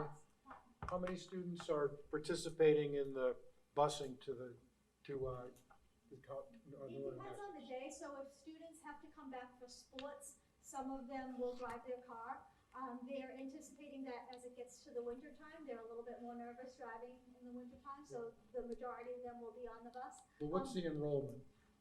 Right now, we have 14 kids, so on any given day, there might be 2 students on the bus, there might be 14 students on the bus. Every day, depending on their schedule. So some of the students, once they enroll in the early college program, they can take classes in the evening. So some students are just taking classes from 12 to 2. I have another student who's taking a class in the morning from 10 to 12, and then he takes it 12 to 2. I have other students who are doing 12 to 2, and then they're taking evening classes. So depending on the day, if they have an evening class on a Monday, Wednesday, they may not take the bus home. They might just take it there. So how does that, with 14 kids, how does that work? And they're doing different schedules. How does the busing work?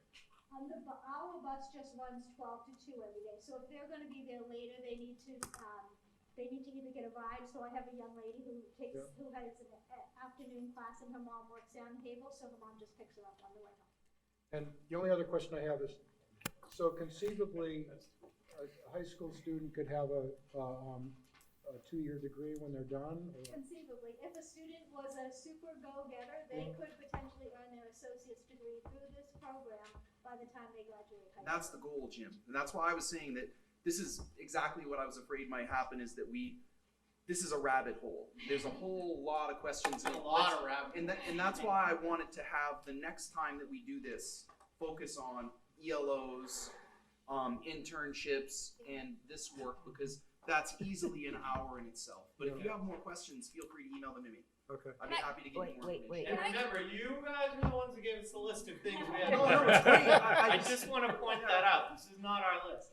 I just want to make a statement. It's not a question. I am a direct result of dual enrollment program. I graduated from Andover High School in 2001. Don't do the math.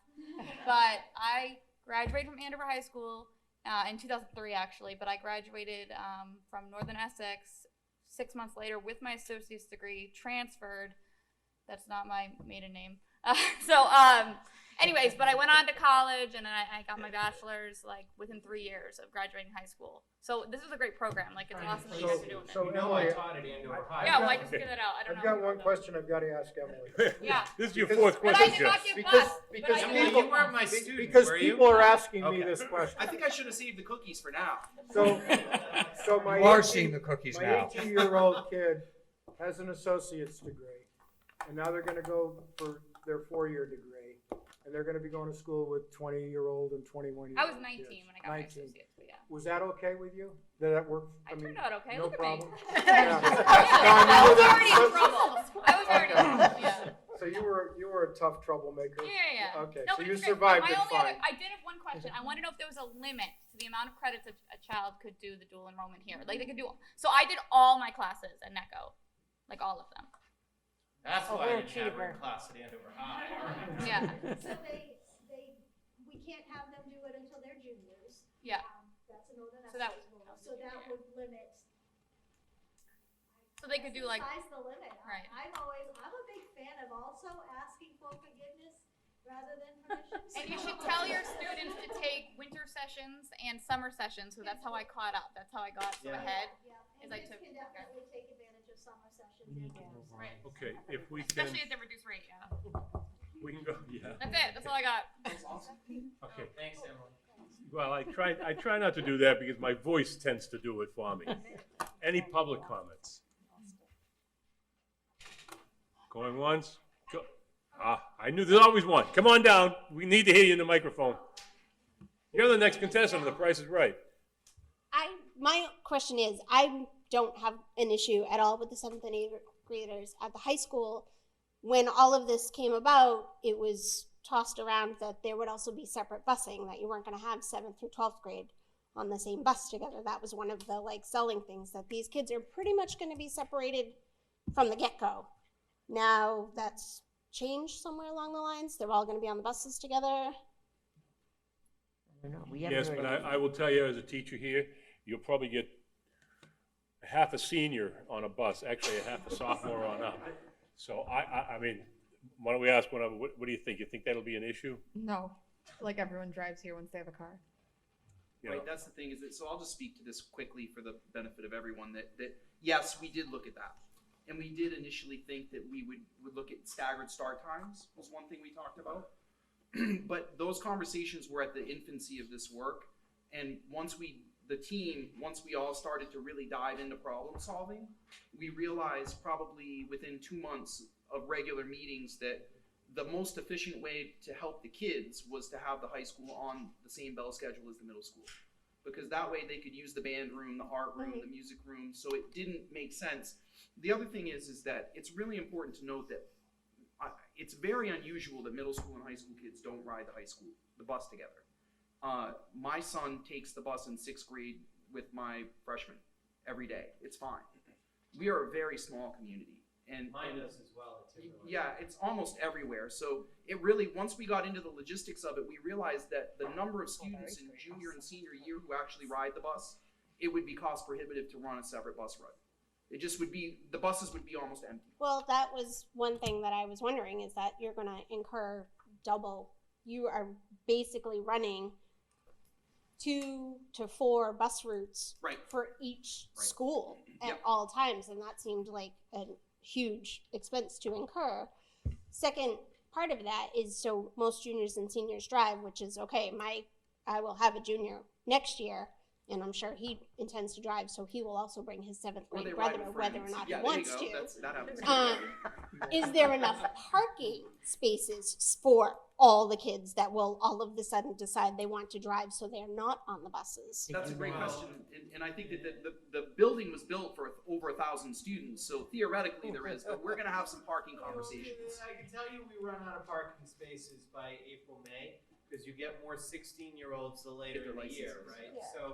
So yes, we may have to look at some restrictions. We'll gain some spaces. The SAU is not coming here now, but we lose some because now we have middle school staff. So the delta on that is kind of 0.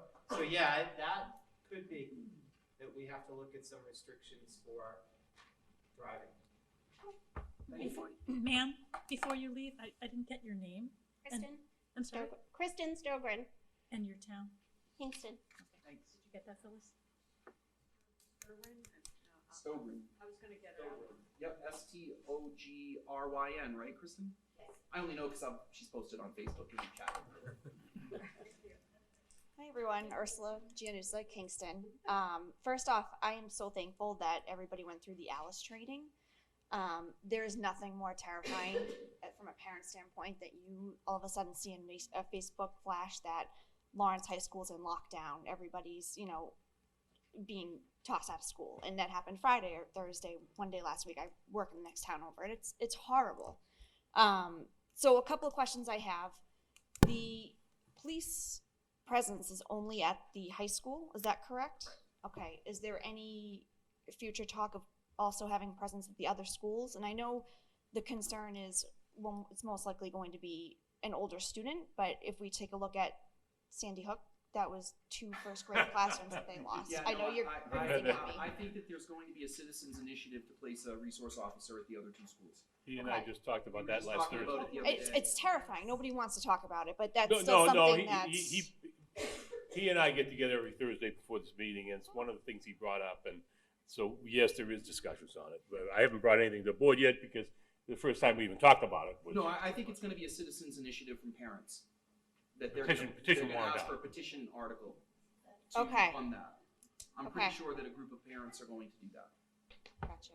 Also, were there any extra equipment that was purchased for that type of training, like any kind of like door jams or anything like nothing like that? So it's strictly just everybody get out of the building type of drill. Well, no, the drills are really, if you look at it, it's alert means that we tell people what's really happening. There's no Yep. code language. We have someone with a weapon by the gym, Yep. so that the teachers understand exactly what's really happening, and then they have to make a choice. Are they going to lock into their classroom? Are they going to counter the Yeah. situation if it's right near them, which means literally taking all the things in the classroom and putting them against That's the my door question. Do they have and the throwing ability things to at lock people? a classroom down? Yeah, the research shows that the more we can slow someone down, the safer everyone will be. Oh, of course. So what we want to do is disrupt them, right? So then the people who are further away might choose to evacuate because they recognize that they have enough time. And Bob did a thing where he started in the office and he just kind of moseyed on out to the gym. I mean, out of the gym and out to the fields, and in 3 minutes he was all the way across the football field without even running. So what we realized is that the distance people can travel in a moment like this is incredible. So the goal is to give the teachers the exact information that's occurring, but they would use what I would call organic materials that are just around. Like you might pile desks up against the door to counter. Right, and I'm Right. thinking you have high school students that can chip in, but you have a group of first graders, and you're Yeah, like it's getting very them out of the different for way. elementary Like, kids, absolutely. right. Yeah, sure, Bob. One of the bigger concerns about Lock those and load, devices is fire people Yep. despise them. Yeah, of course. And there's also a situation we can run into where a student could barricade themselves in a classroom, Yep. perhaps with another kid they're not very happy with. And so those are the kind of things that when you really start talking about it, we've actually looked, Brian and I were at a convention, we looked at a really cool one, just jamming the door. The problem is, Anybody can. I want to take out this kid who's hitting on my girlfriend, I jam that thing in the door and I take him out. And those are the kind of things Yeah. that we have to think about Of course. and make sure that we don't have happening. Okay. We've looked at locking systems. Yep. This building has, for I think all the classrooms, have the ability to lock the door from the inside. The Okay. teacher doesn't have to open the door, lock the door, and then close it again. So those are little things that have happened in this building that we would want to replicate elsewhere. Yeah. Automatic locking device. This system, the Alerta system, can be tied into your door locking system, so it will slam all the doors locked in the building. Yep. Exactly. Hit that button, it's going to lock all our doors. And that's my last question, I promise. The new system that you're looking into, can anybody walk by and just hit that, and then all of a sudden all the parents get a text message that Kingston's locked down? Like, Yes, but not no. yet. a little scary, because I'm like, Yeah. okay, somebody's No, mad we're and not doesn't doing want to that. take the algebra No. test, and all of a sudden I think my kid's in lockdown. No, we're just coming up on the meetings that we're gonna have with Alertus and the experts in that to look at who gets what notification when. Okay. But one of the nice things you may receive is, we're in lockdown, here's why, don't come to the school. Okay, please, pretty please Don't post come. on Facebook saying, "Who knows what's going on? Right. I heard there were shooters in the building. Come on, let's go see what's going Because on." then we can get it to you, because I've been in situations where we lock the building down. Well, the kids sit there and lock down because we might put them in a medical hold. Yeah. Where we have a student who's having an asthma attack, and let's say right up front of the bathrooms upstairs, I'm in lockdown. Well, it's not really what's happening. So we want to be able to inform, and we will be able to then send a message out to everybody in the community, just like that. And the way I understand it is, it's like getting like a tornado warning on your phone. Right. Where you I'm just get concerned it, that it's gonna anybody can scare walk you to over and hit that. blazes, Yeah. but it's also going to give you the exact information that we have planned and we have written and done. We'll write, I think the plan is to write a lot of those scripts ahead of time. Okay. So all we have to do is click on the one we want. So take somebody 5 from seconds to a make sure it's higher right, and then position would initiate the Yes, communication out to Yeah. everybody. So We're- anybody we're can still, hit the just alarm. to be clear, we're still working that out. Oh yeah, no, it's But just theoretically, things that yes, come up. someone could hit the button and it could send messages, but we're probably not going to go there. Okay. Like we can control the system. It's So we're flexible. it's so new that we haven't gone that far yet, but we'll give you an update. Actually, I usually not- give a it's safety not update. operational yet, although it's working, made a lot of progress today. I saw lights on it, which is cool. Hoping by tomorrow to have, I believe, 13 police locations, all communicating with service to be able to test.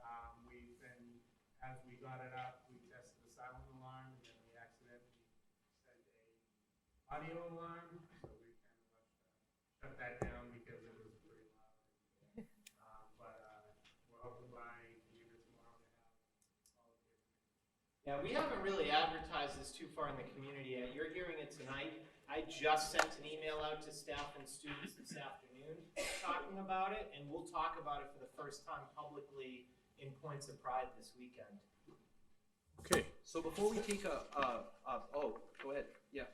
Oh, sorry. Mary Sear from Kingston. I just want to say thank you very much to Mr. Stack, Ms. Levitt, Mr. Dawson, the entire administrative team, the ISA committee, everybody who's working to be innovative and give our students great opportunities. It's very encouraging from my perspective.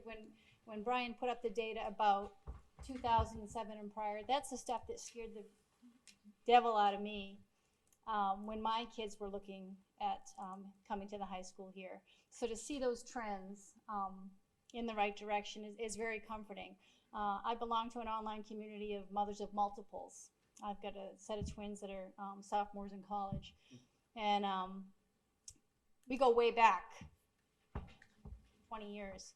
And a lot of the moms that I know and we've watched each other's kids grow up have benefited from these dual enrollment classes all over the country. And these kids in Alaska, you know, getting their associate's degree by the time they graduate. I'm like, geez, why don't we have that here? You know, I know it's available. So it's very heartwarming to hear that these innovations and these changes are taking place. And I wanted to thank you very much for your hard work and your dedication and bringing about change for the good of this community. And I know that this agenda was set for the benefit of the Fremont partners here tonight, but I think it's great information for everybody who's here tonight, everybody who's watching from home. And I hope everybody takes to heart the fact that they really are making great strides here for the betterment of our student learning. So thank you. We do joke with the rest of the administrators in the district that we call ourselves the flagship school, but really, it's only half a joke, really. Like, we are the finish line for our kids. They're not so much the finish line, but the gateway to what's next. And we're really proud to be able to represent Fremont, Newton, Kingston, and all of the children who come here and benefit from our programs. And we welcome feedback, and we look for opportunities to continue to grow. Thank you. All right, announcements. The next Sanborn Regional School Board meeting will be held on Wednesday, October 16, 2019, from 6 p.m. to 9 p.m. in the library, Sanborn Regional High School. Phyllis, I don't think we have any agenda items. Can anybody think of any agenda items? Could I ask one thing? Sure. First of all, also thanking the administrative staff for staying, and it's been a long day for them, I know, so thank you all for staying and sharing your information with us.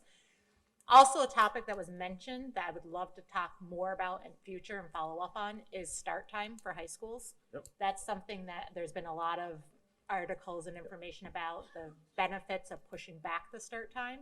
So I'd love to understand kind of if Sanborn is looking at that and kind of what are the implications and so forth. Love that. So It would has love to been, understand so I'll more. just say quickly, it's been discussed, and we chose not to take that on in the middle of reorganization. I live in a community where that occurs. My freshman goes to school at 8:30 every day, or almost 9, and he gets home at 4, and it's great. So it's just something but that, it's like, on the, I'd love it's to in the understand hopper, kind but of where we are as a school. Keep in mind that our buses do double duty. Ours do as well. Right, you have to Ours do flip as the well, so elementary we just earlier. want to understand kind of like where it is in the discussion. I'd say it's about 2.5 years away. Okay. Yep. We're gonna go into non-public, so that concludes the televised portion, I guess I could call it, of tonight's school Oh, board meeting. before we break, can we thank you to Scott Gregson for all of his help? Is he still here? He left. It was his last school board meeting. Ah, Scott okay. Gregson's last school board meeting. Yeah, okay. I wanted to acknowledge him before he left. Former student. Great guy. Can leave Great it on guy. the video, Tom. All right, Yeah. thanks, Thank you, Scott. Scott.